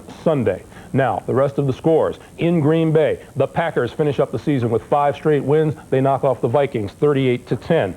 At the Meadowlands, the Dolphins end up winning their last 2 games of the season. They edge the Jets 31-28. The Jets finish 1-15. In Philadelphia, the Eagles won 3 of their last 4. They beat Arizona 29-19. The Eagles finish at 10-6. The Oilers and the Ravens, Houston wins their finale 24-21, but they finish 8-8 on the season, and they won just 3 of their last 9 games. And in Tampa, Trent Dilfer, 11 of 14, just over 100 yards, 2 touchdowns, and the Bucks knock off the Chicago Bears 34-19. One other note, the St. Louis Rams have just announced that Rich Brooks has been fired after 2 years as their head coach. Brooks was 6-10 this season after going 7-9 last year. We'll send you back out to Oakland for the second half right after these words from your local station.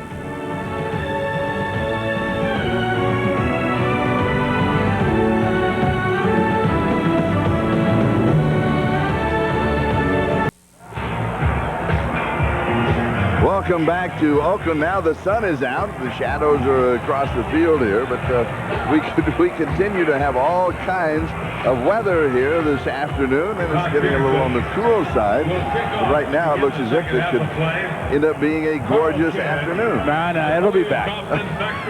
Yeah, it'll be back. They were talking last night whether, on and off showers. They've been 100% correct on that. And they talked also about late afternoon possibility of a little thunder and lightning. So they got 2 quarters to go. Oh, I didn't know about that one. All right, so Oakland will have the first opportunity on offense to start the second half as they will receive the kickoff, which is high and short. And here is Carl Kidd. Get to the 20, the 25. Across the 35 and then out of bounds at that point. Now let's check in with our Coors Light halftime stats, and notice particularly the line that says total offense or total yards here. Exactly. I mean, but more importantly, time of possession. But the Raiders, 3 turnovers. And the bottom line of this whole thing, folks, besides the fact that I'm now writing in green instead of red, so I've got the whole holiday deal working, it's 14-13. I mean, it's unbelievable that Seattle is close to this team as poorly as they've played. But they are. They're right in the middle of it. And now the ball is loose on the sack. And Seattle has it. Sam Adams smothers Billy Joe Holbert to cause that turnover. Wow. And Michael McCrary recovers the fumble. Watch Sam Adams right there, 98. I mean, Holbert's got no chance to get there. He tries to hand the ball off. That's why there's a fumble. There's Sam Adams, 98.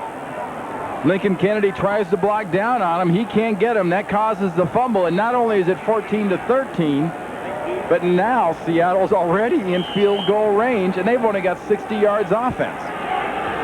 And the ball at the 29-yard of Oakland. Now they've now got 4 turnovers in the game for the Raiders.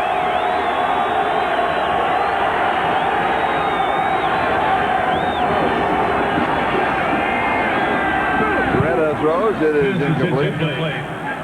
So it will be second down and 10 at the 29-yard line.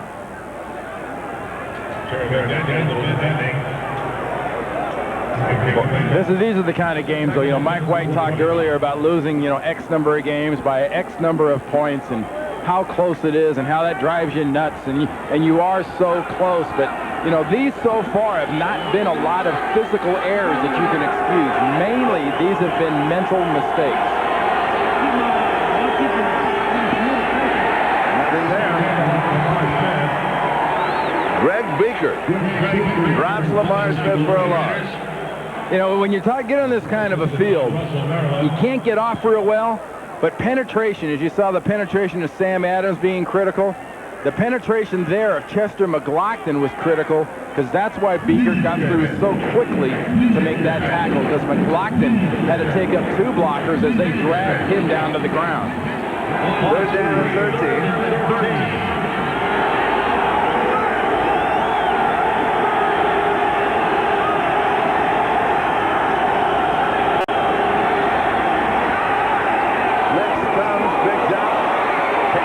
Complete. This is Joey Galloway into the end zone, and guess what?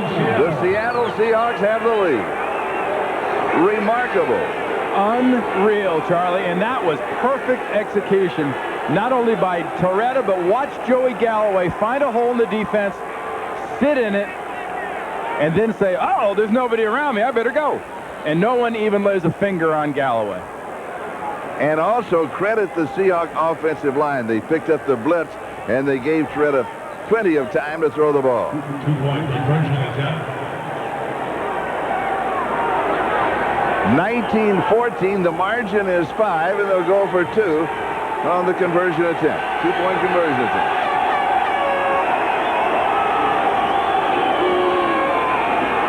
On the ground, headed for the corner, and just coasting in is Lamar Smith as he goes in with a 2-point conversion.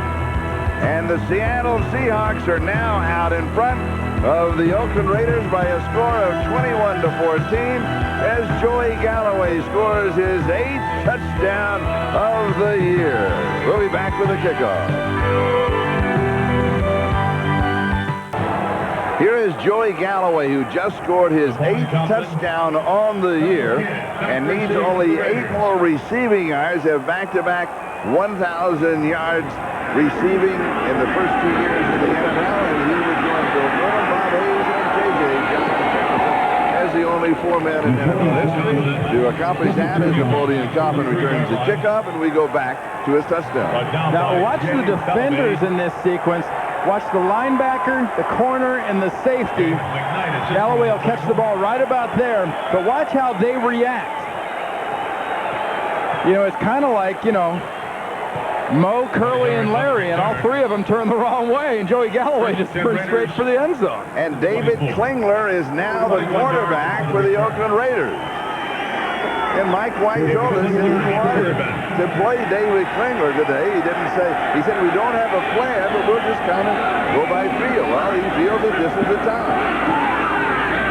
And Klingler comes out firing, and the pass is complete.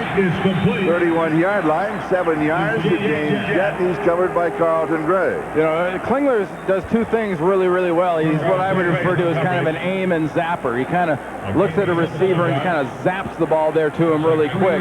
And he's also very good down the field. Mike White made a comment that he has got an unbelievable touch and timing on the long ball. If you play for the Raiders, you better be able to throw the long ball. Second down and 3. Klingler hands off to the second back, and that's Joe Aska. Aska's still bothered by that ankle injury. Terry Woodland to tackle. You can tell right there from that look at Billy Joe Holbert to see his numbers. He's not what you refer to as a happy camper about the fact that he's no longer in this football game. 13 of 22, 176 yards. They're down and 3 with the ball at the 31-yard line. And those are not numbers of a quarterback that deserves to be yanked out of the game. I don't think he was yanked for that. I think he just was yanked. They want to see Klingler. It's the last game of the season. They've got to make some plans. They also got to be 8-8, Charlie, and you don't do it with a guy that came into the season and working somewhere else, doing something else. That's true. Ball start on the offense. Number 82, 5-yard penalty. Still 3rd down. You know, the one interception that Billy Joe Holbert had was there at the end of the half that set up that field goal for the Seattle Seahawks. But honestly, that's the situation. I said it then, I believe it now. You fall on the ball and don't let anything else negative happen to your team and positive to the other guys. You can't blame the quarterback for trying to do what he's being told to do. He is not calling the play. They are being sitting from the sideline, either wig-wag or over his radio. Wig-wag. Well, that's an old football term. He airs this one out, and it is incomplete. That's a good-looking pass. Yes. High, just perfect spiral. Yes. You know, actually, he did, you know, he spent the early part of his career with the Cincinnati Bengals, and you saw the height and the beautiful arc and form on that. Remember who replaced him with Cincinnati? Was Jeff Blake. Jeff Blake also is a quarterback who throws the exact same type of long, looping kind of a long ball. Back in punt formation for the Raiders. Joey Galloway is the punt returner. Leo Aragoose is the punter for the Oakland Raiders. That's his first game. Joey at the 28. Whoops. Joey, don't run to the middle of the field because it's been resodded and the footing is simply not there. We're not here. We'll step aside. We'll be back, though. 21-14 Seahawks. This is Charlie Jones, Randy Kreis. In reality, I have a feeling that the holiday season is upon the Oakland Raiders because a lot of gifts have been bestowed upon the Seattle Seahawks. Yeah, Santa Claus is wearing silver and black so far, and it's unbelievable that Seattle has got the lead in this game, but the only reason they have the lead is the Raiders have just given it to them. But meanwhile, they have taken it, and then their quarterback is Gino Torretta, and he just a moment ago threw his first touchdown pass in the National Football League, and guess what? He wanted the ball. Hey, Joey Galloway, you don't want it. He dropped it. He says, no, I want it. Give me that thing. Now he's only, what, about 160 or so behind Jerry Rice and collecting balls, touchdown balls. Second down. Lamar Smith is shut down. You know, we say about the Seattle Seahawks in a ball game that they haven't generated any offense. But their defense has really played well, particularly in the red zone, and they have stopped the Raiders time and time again, not giving up the touchdown and forcing them to go for the field goal. Oh, exactly. That has been the highlight. You know, Dennis Erickson came into this thing really expecting to have his team play extremely hard in this game and really lay it out here for us. The doubt has to come from the other side of the ball now. I mean, here's a team in the Raiders people are expected to go to the playoffs. They're not getting anywhere near that.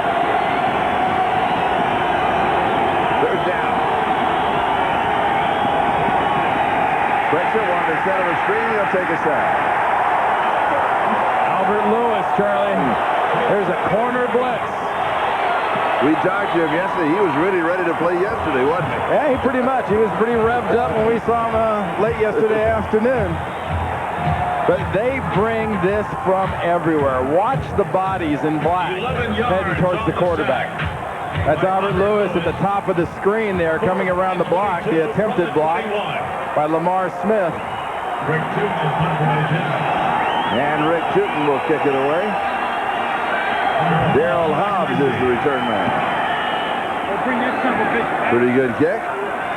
Doesn't turn over. Hobbs drops it.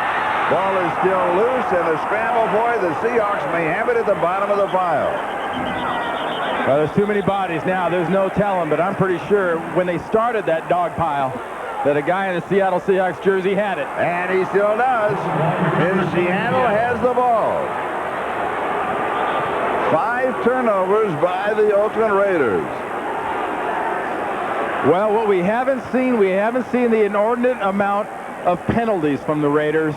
After 20 penalties last week, instead of giving it up by penalty, now they're just giving it up, period. And by I say it, I mean the football, because that one goes right straight into the chest and to the ground. And he never gets a chance to pick it up. And guess what? It was James McKnight at the bottom of that stack who recovered it. Remember him on that short kickoff? And he had a 55-yard kickoff return for the Seattle Seahawks. Well, he's done it again.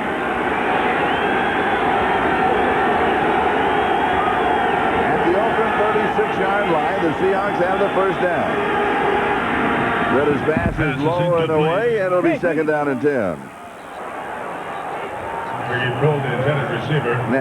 Now, we have a report on Billy Joe Hobart of the Oakland Raiders that he has a slight concussion, and that is the reason that he has been replaced by David Klingler. Remember last week, Jeff Hostetler suffered a concussion in the third quarter and stayed in the better part of that ball game last week, led him to a big touchdown drive before they figured out that he didn't know his name, much less the plays. Here's an update on that Dallas-Washington game. Third quarter, the Redskins leading the Cowboys 23-3.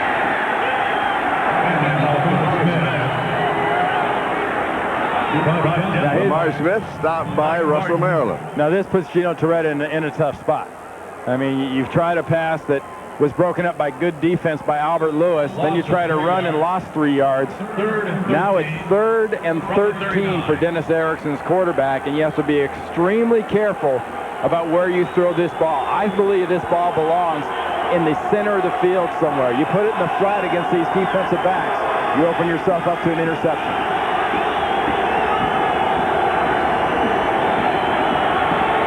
Little swing right flat. It is pulled in by Lamar Smith, and he is pulled down way short of the first down. By Greg Biekert. Greg Biekert makes the play. And so Seattle unable to capitalize on the fumble recovery. They'll be kicking it to Tim Brown. Well, we've seen the Seattle offense in the second half come out and look extremely similar to the Seattle offense we saw in the first half. Yes. It's just somehow, some way, they have managed, when given enough opportunities by these Raiders, to build themselves a 7-point lead. Seahawks lead it 21-14. There were 9 minutes to go in the third.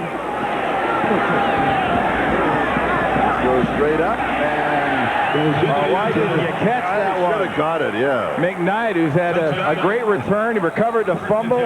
He was in the perfect position to catch Tootin's punt and pin the Raiders back. Raiders and the Seattle Seahawks. Oakland has the ball on their own 20-yard line, first down.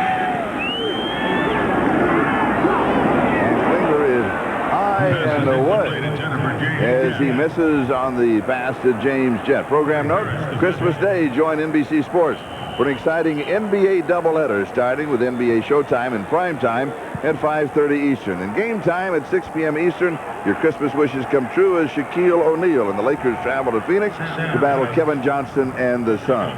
In Game 2, Grant Hill and the Detroit Pistons make a Christmas voyage to the Windy City to take on Michael Jordan and the defending world champion. And then you talk about on the other side, Charlie, you talk about Rick Meyer. You know, he's now the number 2 quarterback, and he's going to be playing in a different, colored jersey. They put a magic telescope to work here. We could change colors. We could do a little orange, see how he looks in red, how he looks in, another kind of, how he looks in black. I'm going to tell you something else. We may see how he looks in this ball game when we get to the fourth quarter. We'll explain that to you. Here's the podium topping. Ball is loose. Seattle has it. Coming up with it is Corey Harris, and it's another turnover. Fumble on the play, recovered by Corey Harris.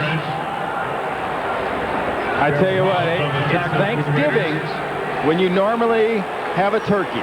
But right now, the Oakland Raiders are laying a large turkey along with the football, Christmas turkey, all over this field here at Oakland Alameda Coliseum. I mean, this is really a shabby performance by the Raiders. I mean, this is just no concentration, no ball maintenance, 6 turnovers to 0. The best thing to be safe for the Raiders is they're not getting many penalties, but Mike White's team, that is not coaching you're seeing, folks. That's lack of concentration and poor play by an offensive team so far. And it's first down goal to go Seattle at the Oakland 7-yard line.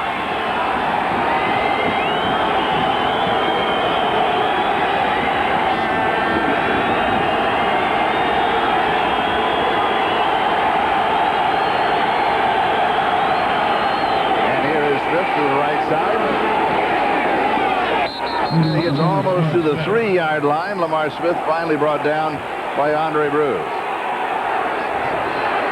Now the players having to be separated. We may have some ejections here. Well, this is a sure sign that the Raiders are reverting back to Chester McLaughlin. Their style of football, which has gotten them all the way to a 7-8 record. So maybe it's time to stop playing their style of football. See James Atkins a little fired up there, number 74 for the Seahawks. And one thing you have to remember, too, about the Oakland Raiders, folks, is they have been in the playoffs, 3 times in the last 11 years? I mean, a lot has been said about, world's champions this and world's champions that, but the last time this team was world champion was 1983.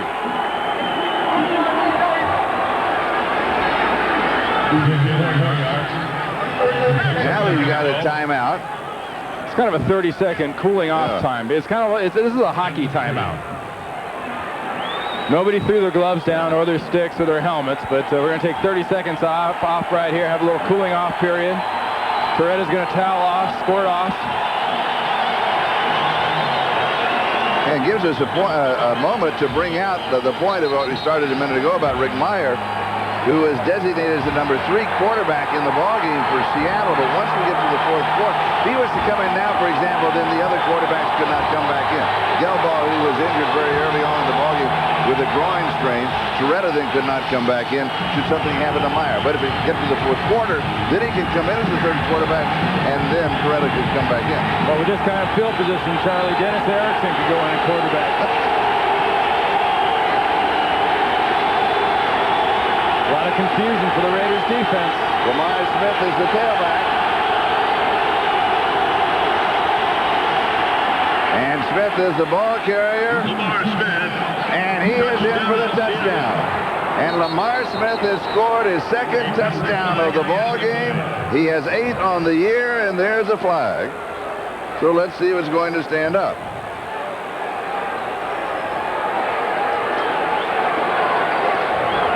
Here's the call.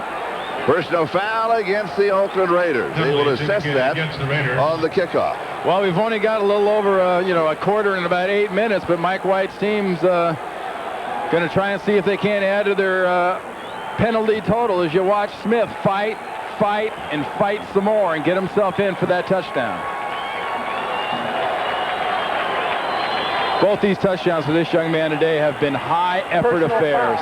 On the defense, number 51, kicking. The touchdown is good. The foul will be administered on the kickoff. Number 51 is ejected. Lance Johnstone has been ejected on that personal foul. As you heard there, for kicking. We're not talking extra points or field goals. That's usually kicking a man while he's down on the ground.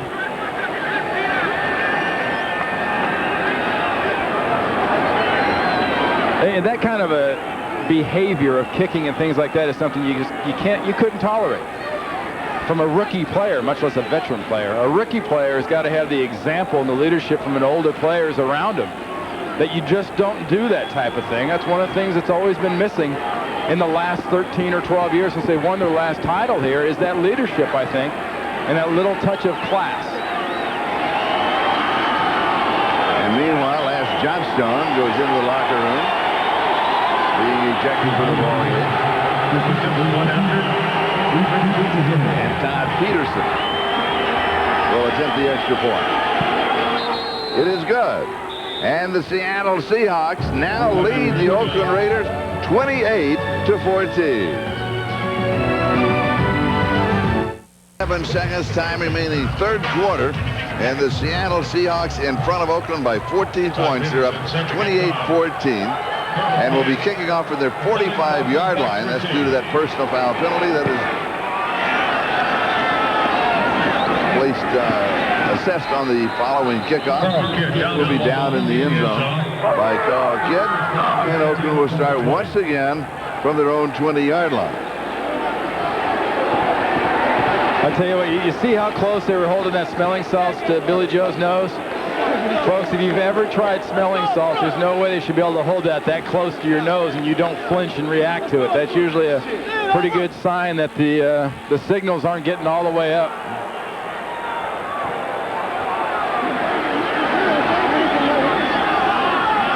Total yards, first half, and in the third quarter. It's still 216-79. However, the big number is 28-14. Will play action, but down pass is complete to Derek Fenner. Fenner's going to have about 3 yards on the play out to the 23-yard line, where it's going to be second down and 7. Well, we saw that came back from that last commercial, the beautiful blue skies here now in Oakland, and basically cloudless skies here. And, as cloudless as the skies are, these Oakland Raiders right now are pretty clueless the way they're playing football. They are not executing. They're not taking care of the football. And all in all, they just need to get their act together. Second down. Full swing left flat. Pass was complete. Off the nose. Robert Blackman defending. So it's now going to be third down. Incomplete pass. 3rd and 6. That's one problem the Raiders have had so far today, has been their execution in exactly this type of situation. You don't want to be in this situation very often. 3rd and long is not what you call best case scenario. But you know, you're 3rd and 4, 3rd and 5, 3rd and 6. That is not a tough down, and 2 of 7 sort of tells you where they've been at.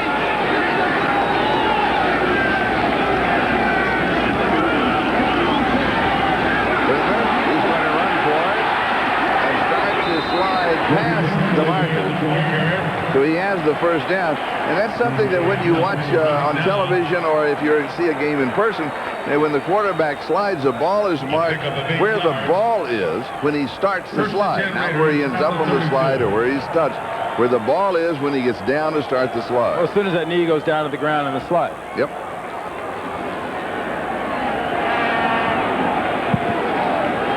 But he doesn't get that carryover for another couple of yards and then the touch by the defender. Now, Greg McMackin's defense for Seattle, the first half played very, very well. And since then, they have been helped as much by the Raiders' offense as they have been by their own game plan. We have flag. Might be a delay or a false start. Before the snap, false start on the offense, number 76. 5-yard penalty, first down. On Steve Wisniewski.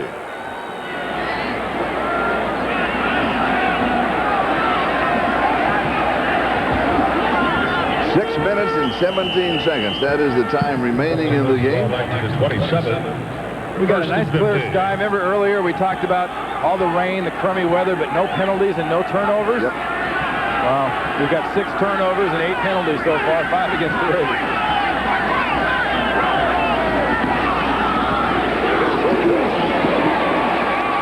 Finger's pass far side is complete. James Jett pulls it in. And really, the Seattle defense will keep giving the Raiders these types of plays, these little quick ones like that, because this is basically saying just fine. If you want to drive the ball 12, 14 plays, you want to do that to score a touchdown, fine, but we don't think you can. 2nd down and 7.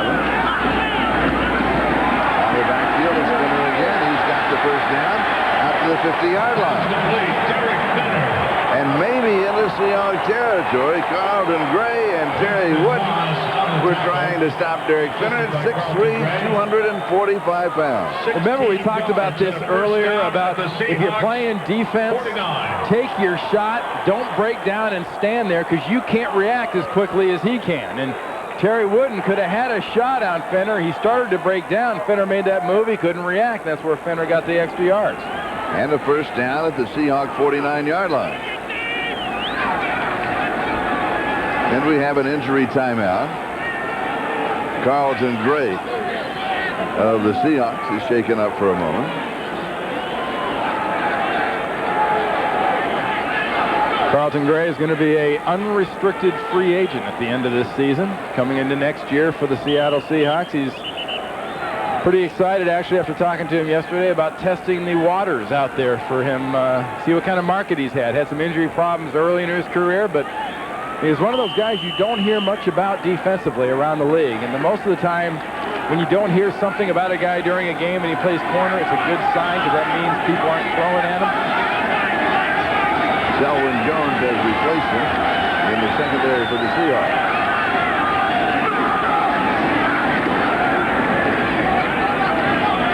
Derek Finner getting the call. Brought down by Winston Moss. Looking for a yard on the play. It'll be 2nd down and 9. Terry Wooden assisting in the play. A 2-yard gain. Now the Raiders are showing this no huddle, kind of a Buffalo type offense. They're not really in much of a hurry. They're just not getting into a huddle.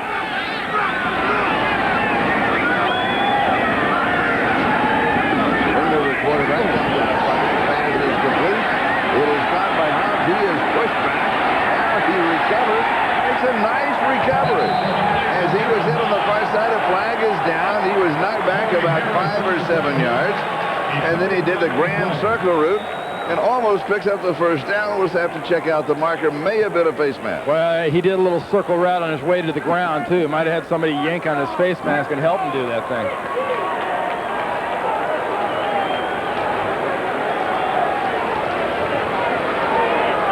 Mike Carey. Into the run, there was a face mask on the defense. 5 yards, first down. Cortez Kennedy, number 96, right here. Now that is a full spin you around face mask, too. 7 yards on the pass. That takes the ball to the 35-yard line with the penalty and the first down. And remember, Oakland started this drive back to their own 20-yard line, and they have been shut out of the end zone as far as touchdowns are concerned. They have field goals, and when safety is a high, looping rainbow type pass, and it is incomplete in the end zone. Kenny Shed, the intended receiver, and Selwyn Jones, who came in replacing Carlton Gray, is the man who broke it up. Well, you know, you talked about the style of pass, Charlie, but the bottom line here is somebody's going to have a chance to catch this ball. I mean, it looks awful nice, but it's not exactly thrown into an area where there's a clear guy as to who that's thrown to. Selwyn Jones does a very nice job of knocking the ball away, but more importantly, his body position was right where Klinger was trying to put that ball. Second down and 10. Incomplete. Klinger going to Tim Brown. It'll be third down and 10. So, you know, when you get in this type of a game, Charlie, I don't know if you folks at home can feel this. There's 3 minutes and 52 seconds left here in the third quarter, and the game does not seem to feel like it's got much of a pulse. Oakland's moving the ball down the field, but it almost seems like a scrimmage to a preseason game out on the field. You don't have people flying around. You don't have people going crazy. You don't have people really feel like this is really that important.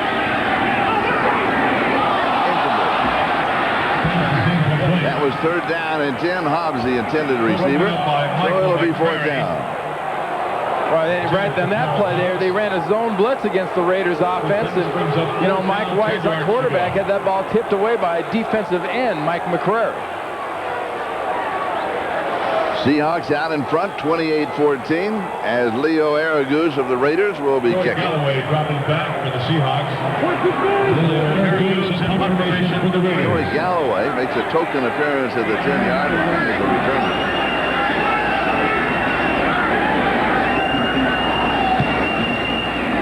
This one should carry to the end zone. And it does. It'll be a touchback. They'll bring it out to the 20-yard line. We'll step aside. Seahawks lead it 28-14. Seahawks family is here watching this ball game. And we've been watching, these are seagulls actually, and they've been playing hopscotch over the lights here trying to keep warm. You can see the wind there is really blowing. Look out, don't get hurt. And they're playing a bit of leapfrog. When the music stops, you have to be on the right light. The Seattle Seahawks, the real ones. Oops, there's a false start.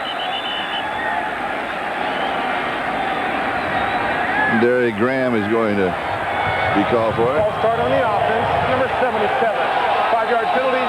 It remains first down. Back to the 15-yard line, first down and 15. You know, an offense hasn't done a lot of run blocking when you look at their offensive line and you see how clean they are. You look at the uniforms of the offensive line of the Seattle Seahawks, all they've really done is pass protect some for their quarterback. They haven't been in for that many plays. This team just somehow managed to take advantage of so many mistakes by the Raiders, and they've already scored 28 points with mirrors. And the Seahawks lead it 28-14.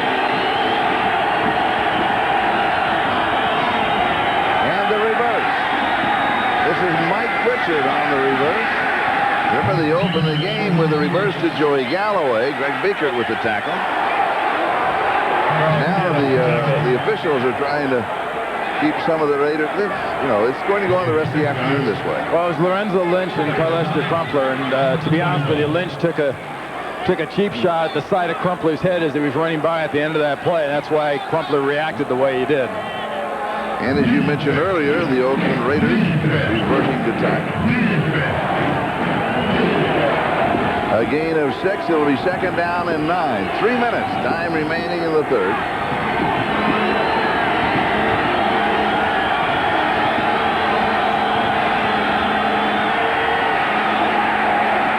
Lamar Smith Just a couple of yards, that's going to be it. Maybe only one. Chester McLaughlin was there along with Greg Bickert, who has been everywhere on defense for the Oakland Raiders. Anywhere between the numbers so far today, Greg Bickert, it seems, has been a factor. And it's really, to be honest with you, it's the kind of year this guy has had at inside linebacker. He has made those kind of plays all year long for the Silver and Black Raider football team. He is one of the few real highlights, I think, on the defensive side of the ball this year for the Raiders, along with Chester McLaughlin. Third down and 8.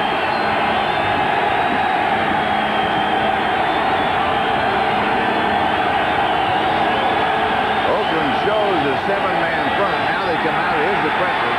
Goes right into a middle screen. It is incomplete. He's going to say it was complete and a fumble.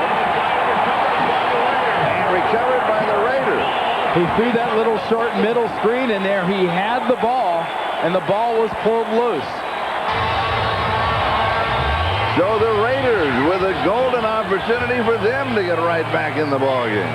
And that's the first turnover if it stands up for the Seattle Seahawks today. Raiders have 6. Seahawks now have 1. And calling that a fumble recovery, as you heard our officials say. And that ball was thrown in there by Torretta. And he was stripped out at the last second. Watch Torretta trying to throw a little middle screen. Look at Bickert reading it perfectly, stripping the ball out on the contact on the tackle. Once again, Greg Bickert in on a big play. And Jerry Ball recovers a fumble for the Oakland Raiders. And the Raiders at the Seahawks 20-yard line, first down. Off from the right side. Dives to the 10-yard line. He'll be close to the first down. Well, last couple plays. This is the Raider football team we saw at the beginning of the football game. Mike White's defense was making plays and stuffing the Seattle offense. And Napoleon Kaufman was reading blocks and getting it. I mean, that's just pure going for Napoleon Kaufman. There's not a whole lot of fakes and jukes. That's just get the ball and head upfield. 11-yard line, gain of 9, second down and 1.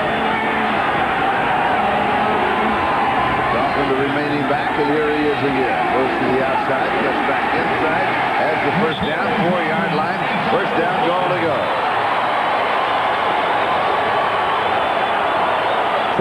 This guy, Kaufman, is really taking advantage of some nice blocking up front.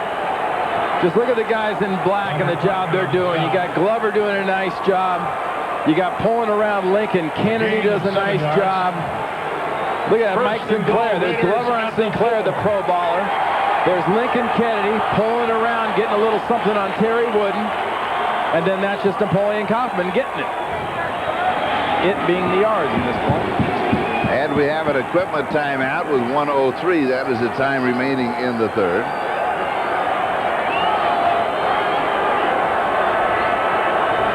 One of the Seahawks players is shaken up. It's an injury timeout. Meanwhile, one of the Raiders is having his equipment worked on at the 20-yard line. There he is. That's Dan Turk, who's in the game at center. Snapped all year long, but last couple of weeks with Barrett Robbins being out, being sick and being in the hospital, he's got a chance to start the last couple of years, and he did start in the past here for Oakland at center. And Robert Blackman was the Seahawk who was shaken up, and he is going to go to the sideline for at least one play. And of course, the reason being that if you stay in the ball game, it costs you a timeout, so you go out for the one play. And also, if you stay in the ball game, you run the risk of them trying to find you, getting you matched up with Tim Brown or somebody they figure they can get a good play with. The ball at the 4-yard line of the Seahawks. The Raiders have not scored a touchdown today, and it's first down and goal to go. Lincoln Kennedy, the right tackle, 72, trying to quiet the crowd. Either that or do an imitation of those seagulls up on top of the light towers. Kennedy played his collegiate ball at the University of Washington, handed the man to his left. Devin Gogan, the guy. Fumble snap. Meanwhile, Klingler, after the fumble snap, battles his way to the 1-yard line. That may be the most effective play they've had inside of the 5 today. You know, I'll be honest with you, Charlie. It looked like he sort of crawled through legs. Yes. Watch him fumble the snap. The ball hits the ground. He picks it up. Now watch where he goes afterwards, though. He gets down. It looks like he's just sort of crawling through legs and just sort of comes out of the pack. And the Raiders got the ball now on the 1-yard line. Second down and goal to go. 5 minutes out in the quarter.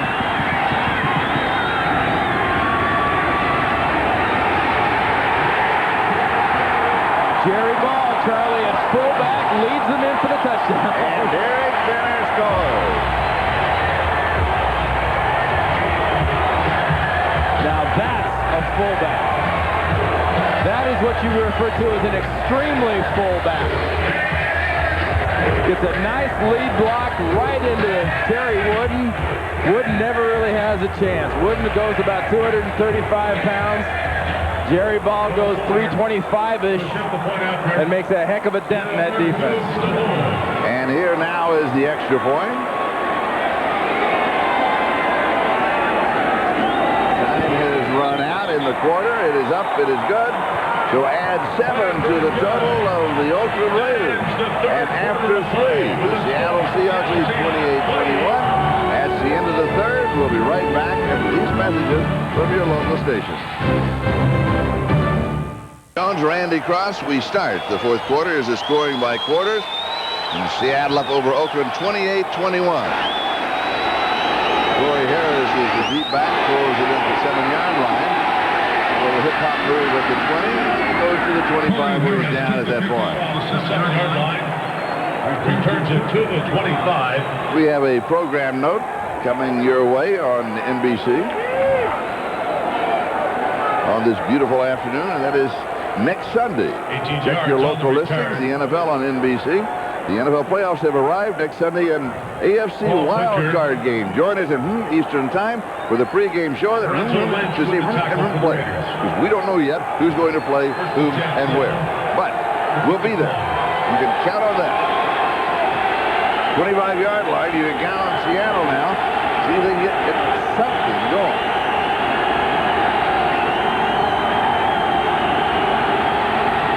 Little play action fake. Little slip and a little interception, and the Raiders have the ball. Mike Morton with the interception, a flag, and then the lateral to Greg Biekert. He will have a flag at the 23-yard line. That flag was down in what was the Seattle Seahawks offensive backfield. Lateral to Greg Biekert.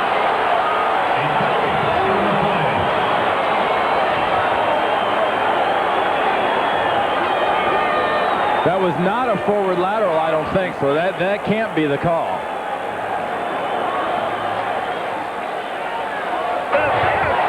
After the interception, there was a low block. I'm the intercepting team, number 93. They will keep the ball after demonstration of their foul, 15 yards, first down. Call on Jerry Ball, the interception by Mike Morton, and the Raiders have the ball. It's a low block down around the knees, which you refer to usually as a chop-type block. And to be honest with you, defensive linemen love to get offensive players, running backs, quarterbacks, and those type of positions where they can put a cut block down into the lower body. But during a return of any kind, it is illegal to block down below the knee. First and 10 Raiders. And the Raiders will have the ball at the Seattle 48-yard line. First down.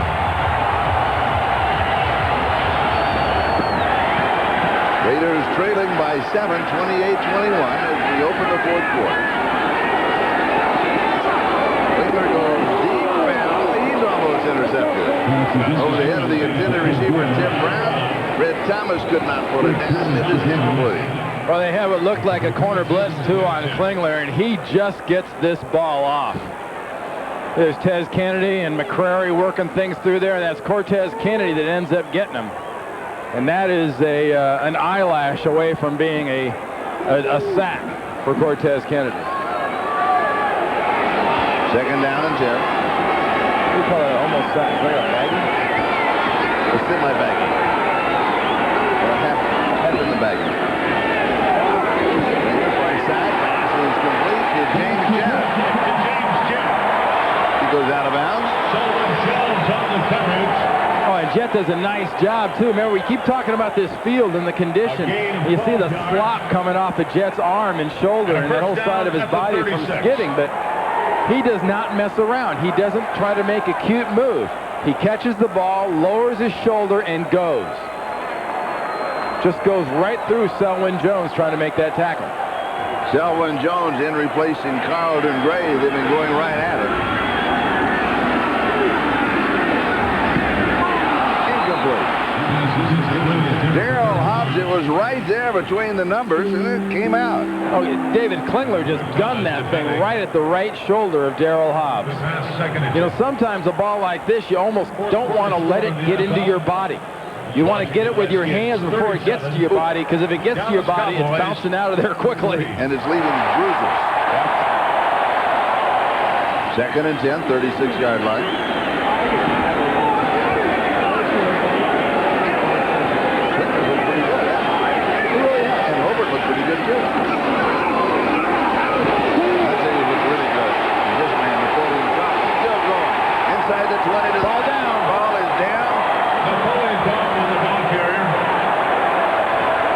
Indecision from the officials as to whether or not he was down. I don't think he was down. Seattle has the ball. Another turnover. What you have to see is whether or not he was down before the ball came loose. Fumbled and recovered. First down. Fumble and recovered by Seattle. Terry Wooden recovers this fumble. Now watch Kaufman when he gets down here about 10, 15 yards. Is he down before the ball comes out?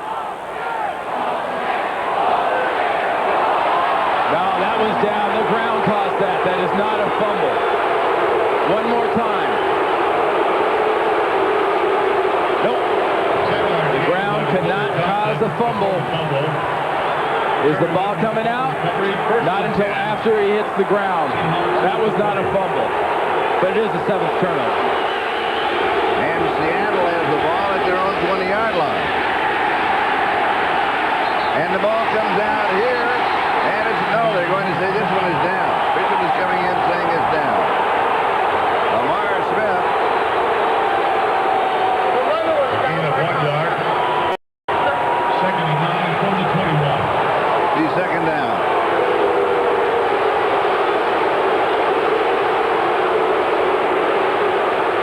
Ooh, crowd's turning. Crowd's turning on him. Yeah, life's tough. Yes, it is. Watch Lorenzo Lynch. Is he down before he gets his ball stripped out? The knee is down. The ball is not. There you go. That was stripped late. He was down.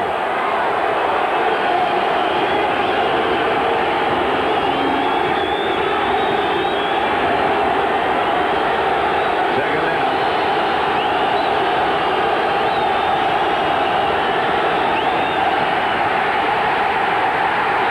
And Toretta is sacked by Chester McLaughlin. And Vance Swilling also had a piece of it. Swilling with 5 sacks on the year and 104.5 in his career. This is nice team defense. A persistent pass rush, and really a lot of very good coverage down the field. You know, Gino Toretta, as you'd expect, we talked about them blitzing and or stunning him a lot. They got a lot of chances to get after this guy in his first try in the NFL. 3rd down and 14. And timeout.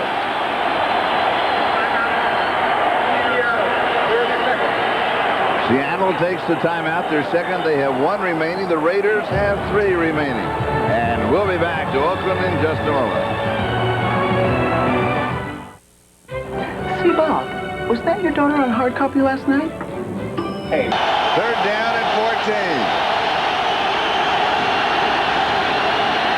Here's the draw. Lamar Smith. Still struggling. 2 flags are down. He struggles all the way to about the 20-yard line. But there are a pair of flags. Carrington and Lynch on the stop. Lorenzo Lynch with the tackle. There was what you might refer to as a consensus. As hard as he was fighting, there's a chance this is a face mask later on in this play. At the end of the run, the face mask, defense number 43. 5-yard penalty only, 3rd down.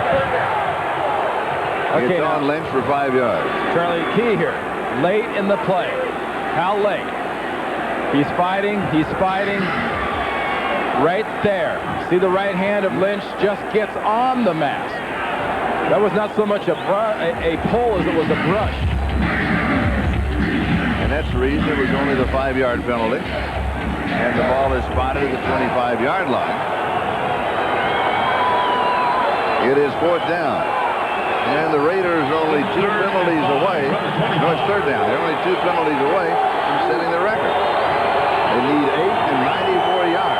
Is it setting a record when you already hold it? Well, breaking your own record. How's that?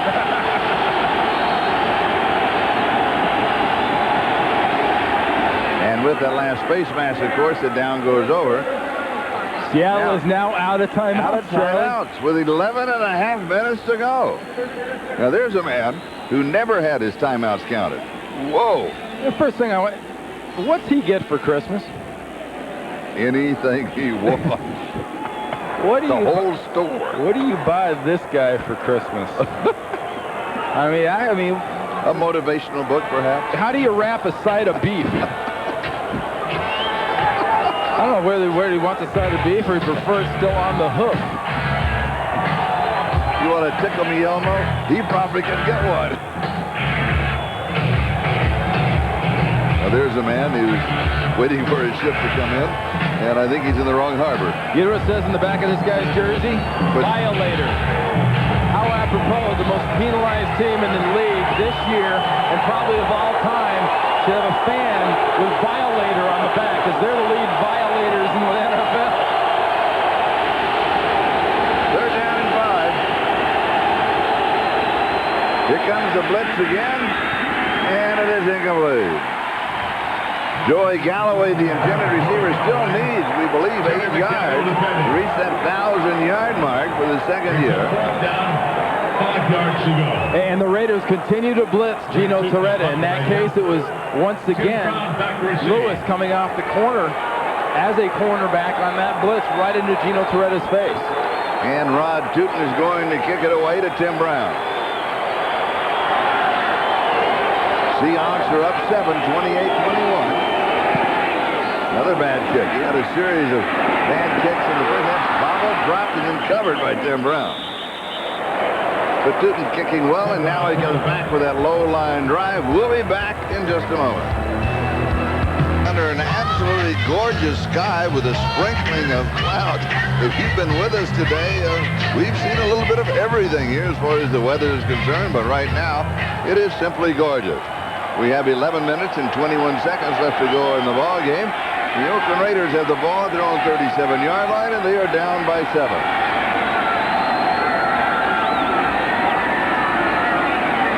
Winger's pass to the near side is incomplete. Ricky Dudley, the intended receiver, said that was on me. A turnover ball game. Well, it's a slop fest.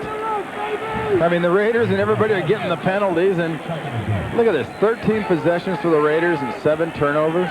I mean, it's bad enough when you got a couple if you're Seattle, but if you got 7, 7's a bad month, not a bad 3 quarters. More than half of your possessions have ended in turnovers. I ciphered that at about 50-something% too. Both get the same mathematical page. 2nd down.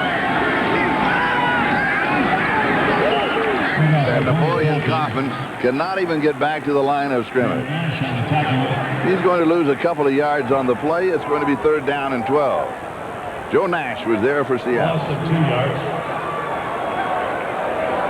Coffin comes down on 3rd down and long. And now the interesting thing for me here on this play is how Greg McMackin, the defensive coordinator for the Seahawks, attacks David Klingler. You've got him in 3rd and long. Do you blitz him? Do you just make an all-out effort to get in his face right now? They're sure showing it. They still blitz, but they drop out on most of it. Klingler scrambles, cuts back to the 40. Needs a block. He's got one. Oh, man, is he stunned at the 45-yard line. And he is up and moving. Oh, yeah, he is the stunner. And Brett Thomas is the stunnee. Helmet to helmet. He didn't slide for it. He wanted the 1st down. Well, they showed him blitz. What he got was a blitz zone. And now it's just great timing. Ricky Dudley gets the last block right there. working on Corey Harris.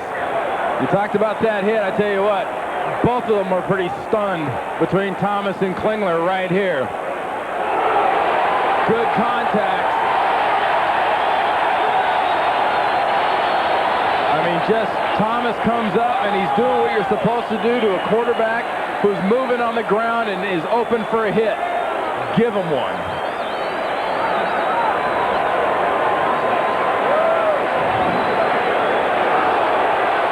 Thomas, the cornerback of the Seattle Seahawks in that collision with the quarterback David Klingler of the Raiders, was stunned. Now he has been helped to the far side.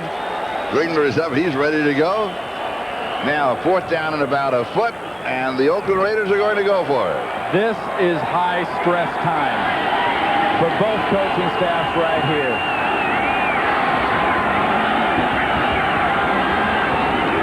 Three tight ends in this offensive set, and it's still going to be close. It looks as if the spot will be there for Derek Finner as you watch the officials come in from the sides.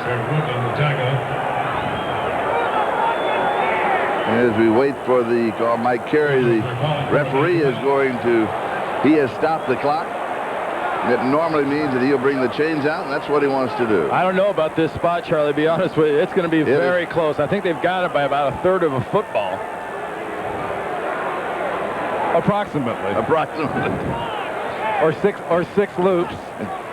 Or the N in Wilson, right? 8 Scotias. And a smidgen in a pair of trees. All right, it is a 1st down. Here's a reminder that following the game on most of these stations is Dateline Sunday. And then it's the must-see comedies, A Third Rock from the Sun and Boston Common, followed by that blockbuster hit, Sister Act. That's tonight on NBC. Viewers on the West Coast, of course, will see these shows at their regularly scheduled time. And speaking of time, just over 9.5 minutes time remaining in the ballgame. And the Seahawks lead by 7, 28-21. Into the quarterback for Oakland, and he is pulled down. And Michael McCrary, who came into the ballgame with 9.5 sacks, will add 1 more to his total. And the Raiders have the ball back at their own 41-yard line. It's one thing about this Seahawks defense. You look at the sacks they have as a team and the sacks they have as a front four. I mean, with what Sinclair's done, what McCrary has done, Cortez Kennedy, Sam Adams, they get after quarterbacks, and it doesn't really jive up too well with Greg McMackin's defense's numbers as a whole. 2nd down and 15. Finger comes out firing to Tim Brown. Brown has it. He's going to have 5 or 6 yards. It'll be 3rd down and about 9. Corey Harris with a stop.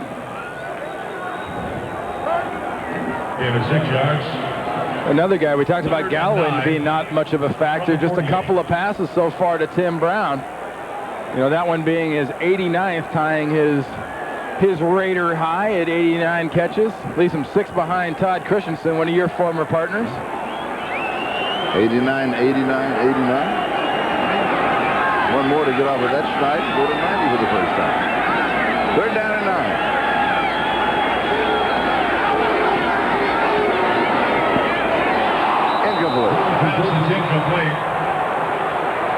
Darrell Hobbs, the intended receiver. It'll be 4th down, and Leo Aragus will come in to kick it away. Hey, Darrell Hobbs is having a tough time with David Klingler's ball. I keep talking about when you get that thing like that in that position. I know it sounds funny, a lineman talking about a receiver catching, but you want to catch with your hands. Get it with your hands. Don't count on getting the rebound off your stomach. You don't like the odds of those rebounds off your stomach or the rebounds off your shoulder pads. Joey Galloway back deep to receive. Joey Galloway is the return man for the Seattle Seahawks. And he may have a shot at it. This is really short. Let it roll. Go all the way to the 5-yard line. That's a very good decision. He had a chance to move up, perhaps take it on the hop. But he didn't want to take the gamble. The Seahawks have the ball at their own 5 with 8:18 left, and they lead by 7. The condition of number 22 for the Seahawks, Fred Thomas, the rookie who had that helmet-to-helmet collision with David Klingler, and he has a concussion and will not return to the ballgame. Not only does he look like the Cape Crusader there, he probably thinks he is, as hard as he got hit in the head. He's looking for Batman. And Robin, 5-yard line.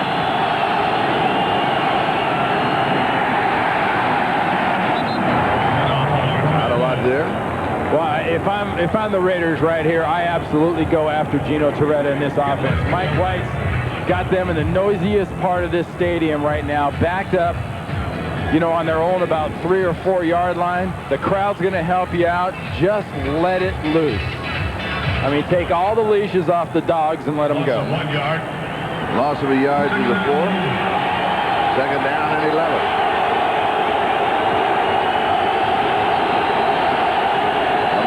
Is the remaining back. Gino Torretta to Smith. His momentum is going to take him into the field of play. It is not a safety. Russell Maryland brings him down at the 1 yard line. And that was exactly what we talked about. You know, Mike Morton was there from the linebacker position, but look at the bodies in black in the hole. He had a little problem with Gino Torretta on the handoff back there, but very lucky to get all the way back. You see the collision in the backfield, but look at all the black jerseys out there just waiting for him. And Humpler's lucky he didn't get called for a hold there working against Holmberg. At the 1 yard line, third down and 14.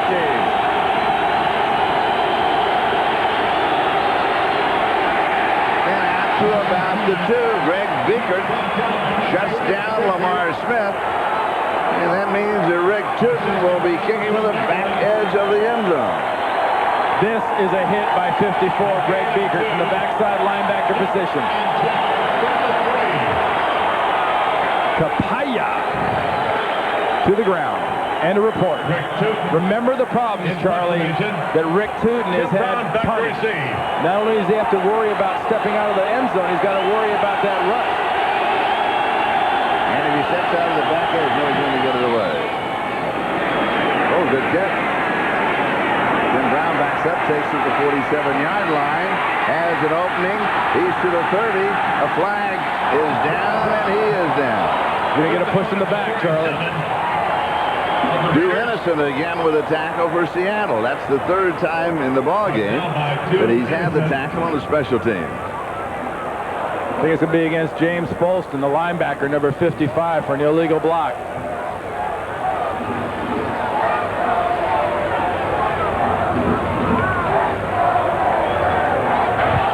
During the return, illegal block in the back by the return team, number 55. 10-yard penalty, first down. That'll make you mad. But I mean, that's just one of the things. A wonderful return, absolutely fabulous field position, ruined by a mistake and another penalty on the Raiders. In a game that they started out not getting many penalties in, they've turned the ball over 7 times, and they're starting to creep up on that record. You're not that far away from setting a new record, breaking their own. Their record is 156 penalties for 1,274 yards. That is the old record. Here's Napoleon Conger. Inside the 35 to the 34-yard line. He has 6 yards, and it's second down and 4. And that's the best solution to a stumbling type of offense right now, is to keep giving him the ball. Kaufman's asking for a towel right here. You see the way he was moving his hands, his fingers like that? He wants a towel because his hands are all muddy because that field is so wet. They're getting a lot of that kind of slick, brownish, almost like a silicone-type dust forms on your hands from getting that stuff on your hands. That's why the ball gets so slippery. He's replaced by Derek Finner. Klingler to throw. Little swing to Finner, right flat. Heads for the first down mark, and he's got it. 28-yard line. Derek Finner, who scored the touchdown for the Raiders, stopped by Corey Harris, but not before he picks up the first down. You know, the same thing happens again. We've talked about it a few times today. When you get your chance, take your shot. And right there in that case, Corey Harris broke down in front of the running back Fenner and didn't take his shot, and Fenner just ran right by him.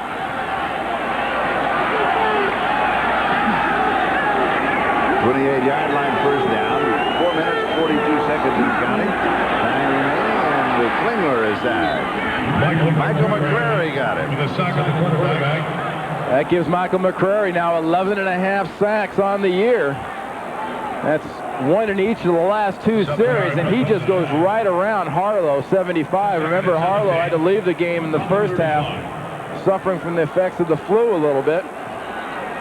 And he just acted like the tackle wasn't even there. Just took the shortest route straight to the quarterback. Second down, 17. Seattle leads it 28-21 over the Raiders. The Raiders were up at one time 11-0. Incomplete. Jet the intended receiver, Selwyn Jones, they're going at him again, but the pass was too tall. Well, Jet needed a step ladder to get a realistic chance of getting that.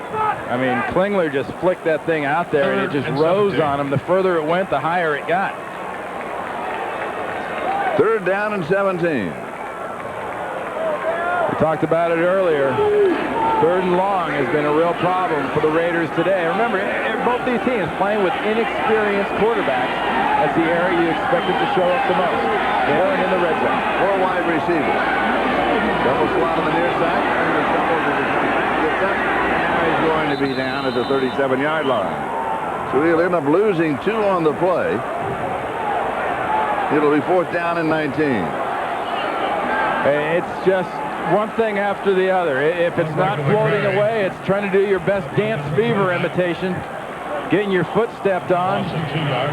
You see what quarterback does, it kind of springs back up like maybe nobody saw it. Will Pretier. Leo Araguz will be kicking. Joey Galloway is the return man.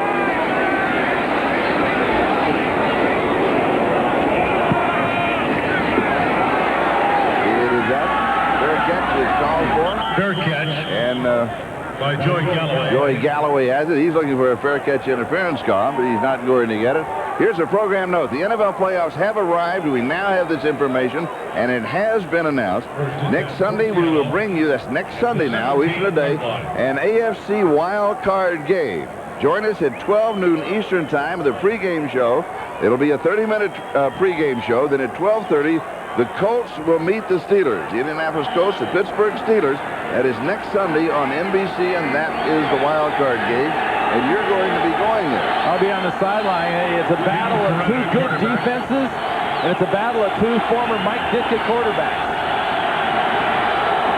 Meanwhile, the battle continues here. Chester McLaughlin said a false start. I was pulled off. Let's see if James Atkins did move. Yeah, right. When in doubt, point. Oh, yes. It's going to be a false start, though, against the offense. Saw the preliminary signal. Before the snap, steals a false start on the offense, number 38, 5-yard penalty. It remains first down. Yeah, they're calling on the fullback, Max Strong. See, that's why you say when in doubt, point. Because they're pointing at the offensive lineman, and the official gets the running back for it. First and 15. First down and 15. At the 12-yard line. Again, Seahawks leading 28-21 without generating hardly any offense at all. I believe less than 100 yards, the total offense of the ballgame. We will check that one. Joey Galloway is the intended receiver, and it is incomplete. It's one of those things, Charlie. If you look at the stat sheet in tomorrow's newspaper, if this score stays this way with 3:27 left in the 4th quarter, you would absolutely say, oh, the Raiders won. The Raiders finished at 8-8. 323 to 82. You look at that right away. Who's ahead? Well, the guys of the 82 have got 28 points to go with their 82 yards. And then if you follow the NFL, you say, well, let's look at the... Well, they got 3 points for every yard.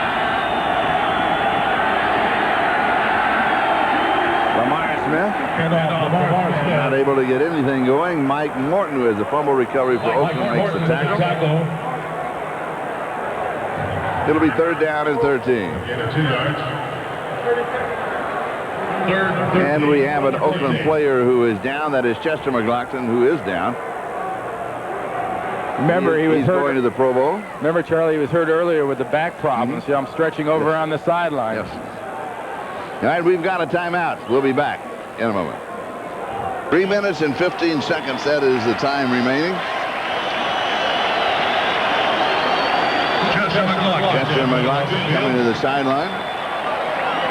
As I mentioned, will be going to the Pro Bowl along with Tim Brown of the Oakland Raiders. Cortez Kennedy and Michael Sinclair for the Seattle Seahawks will be going to the Pro Bowl. Indianapolis and Pittsburgh in that wild card game next Sunday. That's an excellent game. That's a great matchup. Two real contrasts. You got a team in Pittsburgh with a great running game and a fantastic attacking defense. And goodness only knows how Lindy and Fonnie and the Indianapolis Colts have managed to get in the playoffs this year. What a fabulous job by everybody in that organization. With all of the injuries that they have had and still able to do it. Here is the draw. And this is the first down and more. Lamar Smith. What the Seahawks needed at this point was a big game, and they got it. Well, you know, there's two ways of doing this. Okay, the two ways is you either go straight or you do a little bit of this. Or you do what Lamar Smith does. Watch what he does. First down at the 36. Remember, the first line was a straight one. Well, the first one is crooked. Then he goes straight. Now he goes crooked. So it's just a little mix. He's doing a little bit of both. He's attacking and he's making a miss at the same time, and it's exactly what Gino Torretta in this offense needed. And Oakland takes a timeout, stopping the clock with 2:44. That is the time remaining. Albert Lewis is limping as he comes to the near sideline for the Oakland Raiders. But back to that matchup in the wild card next Sunday on NBC, Indianapolis and Pittsburgh. Yeah, I mean, Indianapolis, you know, remember, folks, all the problems they've had this year and the injuries, and Jim Harbaugh's been absolutely pummeled at times at quarterback. This is a team that was one long pass away from the Super Bowl last year, and as great a story as they were, upsetting San Diego and Kansas City at their places, going on the road to do that, and almost doing it at the Pittsburgh. They're a better story this year, because I think this year they're actually a better team, because there isn't a more physical defense, I think, in the NFL than Indianapolis' defense. And then you look at the Pittsburgh Steelers, and what did they do? Well, they did it all with a brand new quarterback. Yeah, you know, Tom Zach, nobody likes Tom Zach. That's right. Nobody says anything nice about poor Mike. I mean, Mike Tomczak will have to get to the Super Bowl and win a Super Bowl to get a compliment. It's unfortunate. And then they will say it was a running game that did it. Yeah, or defense. Yeah. It's unfortunate, but that's just kind of the way it is for him. I mean, he's really come to accept it, to be honest with you. He doesn't like it, but he accepts it. This will be a good ball game next Sunday. First down, 36-yard line. Big hole up the middle. Breaking to the far side is Lamar Smith. He's finally going to be brought down inside the 45-yard line by Mike Morton. And right now, that offensive line of the Seattle Seahawks, they are beginning to make their statement. But what you're also seeing happen is these guys here are choosing their direction. Watch the defenders choose their direction, and when they choose direction, Lamar Smith goes, well, there's my hole. Nice job by Crumpler backside getting the block, but he lets the defenders declare where they're going, and once he does that, he finds the hole himself. So it's sort of a slow delay draw by Seattle, and Lamar Smith is executing it perfectly. It'll be a first down at the Oakland 43-yard line. Albert Lewis, the cornerback for the Raiders, has limped to the near sideline again. 2-minute warning. Back in a moment. Sideline, he has been limping the last two times that he's come to the sideline. Now he's out of the ball game for a moment. Seahawks at the Oakland 43-yard line. Raiders have 2 more timeouts remaining. 2 minutes left in the ball game. And Lamar Smith gets the call. And of course, Seattle will just continue to use up the clock. And the Raiders will take their next to last timeout. Mike Morton with the tackle. Yeah, I mean, Albert Lewis and the defensive backs. I mean, this is women, children, and wide receivers to the sideline, because they are just going to run inside the tackles in this case and just sort of try to get their yardage, just pounding the ball. Just use up the clock, make the Raiders use up their timeouts, and hold on to this 7-point lead. In a very strange ball game from the standpoint of the fact that Seattle with less than 100 yards of... Now, by the time they finish this drive, they may go over the 100 yards in total offense. It'll take the final drive of the ball game to do it for them. Question. Yes. If you started the game and you're a pitcher in this instance, do you get the win if you're Gelbaugh? No, he didn't face enough batters. He didn't go 5. No, the win would go to win would go to Gino Toretta. And in case you weren't here, this is Lamar's Smith, and now flags come flying in. That's going to be probably on Pat Swilling of the Raiders. That might be the one who puts him over the top for the record, too.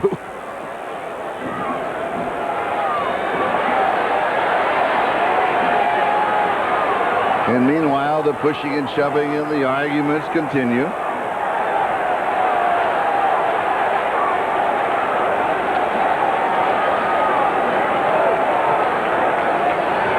And that flag is still sitting on the ground at the 45-yard line.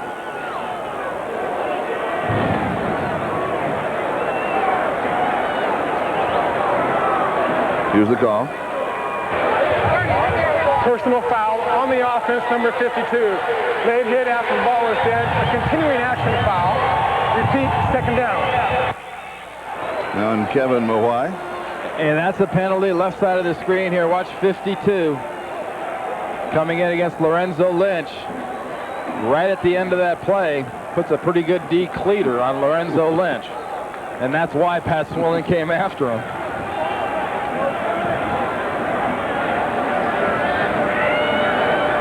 Look at him, he's kind of shrugging like, ah, it was worth it. Clock is stopped now with 1:47 time remaining in the game. What this really sets up for the Oakland Raiders with that penalty is the possibility of getting this ball back. Yes. They are going to get the ball back. Correction. Personal foul line. Third down. They declined the penalty because they wanted to be third down. Good call. Right. It's third and, we'll call it 8. Right around there. And this gives them the opportunity. This means Gino Toretta. And this is a good situation. If you're the Oakland defense, you're saying my defense can stop Gino Toretta in this play, can get my offense back the ball with about a minute and a half left. From the 42. Actually, about a minute left by the time they actually get their hands on the ball. Defense.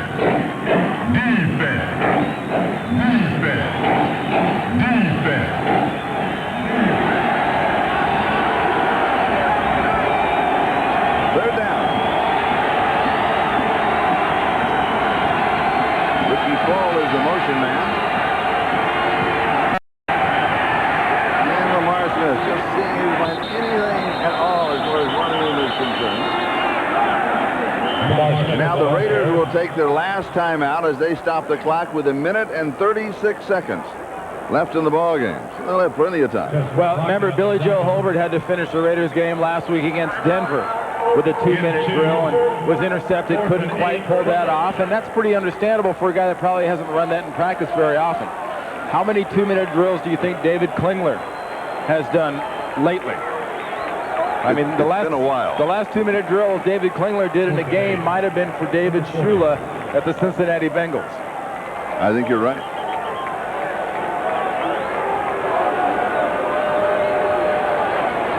Tim Brown is set as the return man at the 5-yard line. Rick Tootin. Now is when you need one of those low-lining, rolling punts. Tootin is the punter. There's Brown.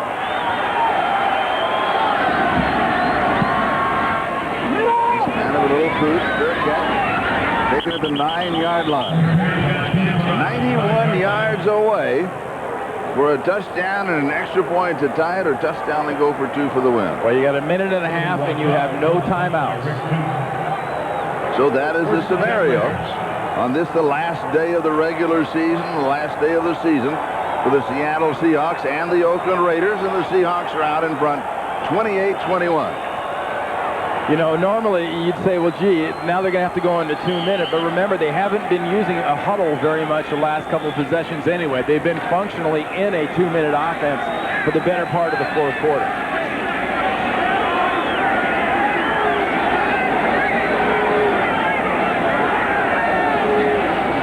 Klingler to throw.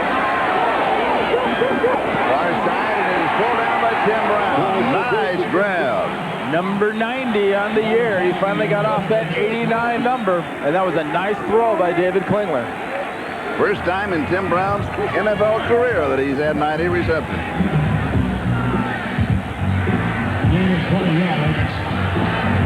But honestly, Charlie, the defense for Seattle is going to give up a certain degree of these. This is not a game where they need a field goal to tie it up. They need a touchdown. First down, 29-yard line.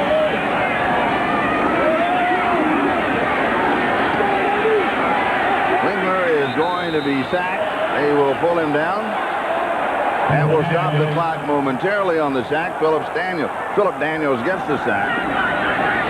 The sack of the quarterback. He'll rewind the clock. For that sack of the quarterback, the clock temporarily stops until they get the ball spotted. They're in the last 2 minutes.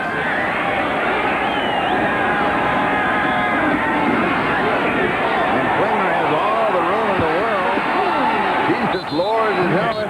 He's got the first down. He's up ready to go again. I tell you, he should have gone out of bounds. Yeah. I don't know why he ran back in the middle of the field. He wouldn't have got the first down, but he would have stopped the clock. First down. And he may spike it here just to stop the clock. That's what he'll do. 44 seconds. That is the time remaining. You're right. He cost, 10, 12 seconds by coming back to the middle of the field rather than going to the far side. But now's the situation. You remember the dreaded prevent defense? Well, Greg McMackin there is checking his list. See, the list has got all the situations on it. You know, if they come out in 2 wide receivers, if they come out in 3 tight ends, and it's got a little section also about the end of a game defense. You're going to see the end of the game defense where you'll see at least 3 to 4 defensive backs 15 to 20 yards off the ball. 42-yard line. 2nd and 10 after spiking the ball. Dumps it off right side, incomplete. Derek Finner, the intended receiver. Well, good pressure there by Kennedy and McCrary coming from Klingler's backside to put the pressure on, causing that incompletion. If there's ever a time you need protection, it's in the 2-minute drill like this. You cannot be hit and harassed if you want to be successful. And for the Seattle Seahawks, they need to stop the Oakland Raiders on these 2 plays to allow them to take over on downs and run out the clock and have the victory. Oakland wants to be 500 at 8-8. To lose this game, Seattle wins. You share the cellar in the AFC West at 7-9. Again, dumped off to the right side.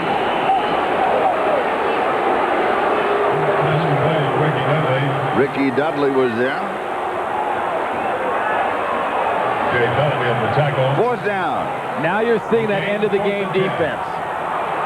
The deepest defender is 25 yards from the ball right now. You won't get behind this defense.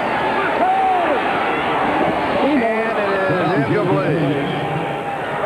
That was 4th down and 10. As Klingler takes the pressure, 8 seconds time remaining. And all that the Seahawks will have to do is to come out and take the snap and run it off. And that will have to happen before it can be an official game. Now remember, ending the game on a positive note, and the Seattle Seahawks somehow, some way have managed to end it on a positive note with a win in a game they really have no business winning by the value of the offense they put on the field. But the defense played well, the special teams played well, and the Raiders really cooperated and gave them the ball a lot. And they took advantage of it. Every time that the Raiders gave them an opportunity, they cashed in on it. And now they need only to take the snap, kneel down, and that will make it official.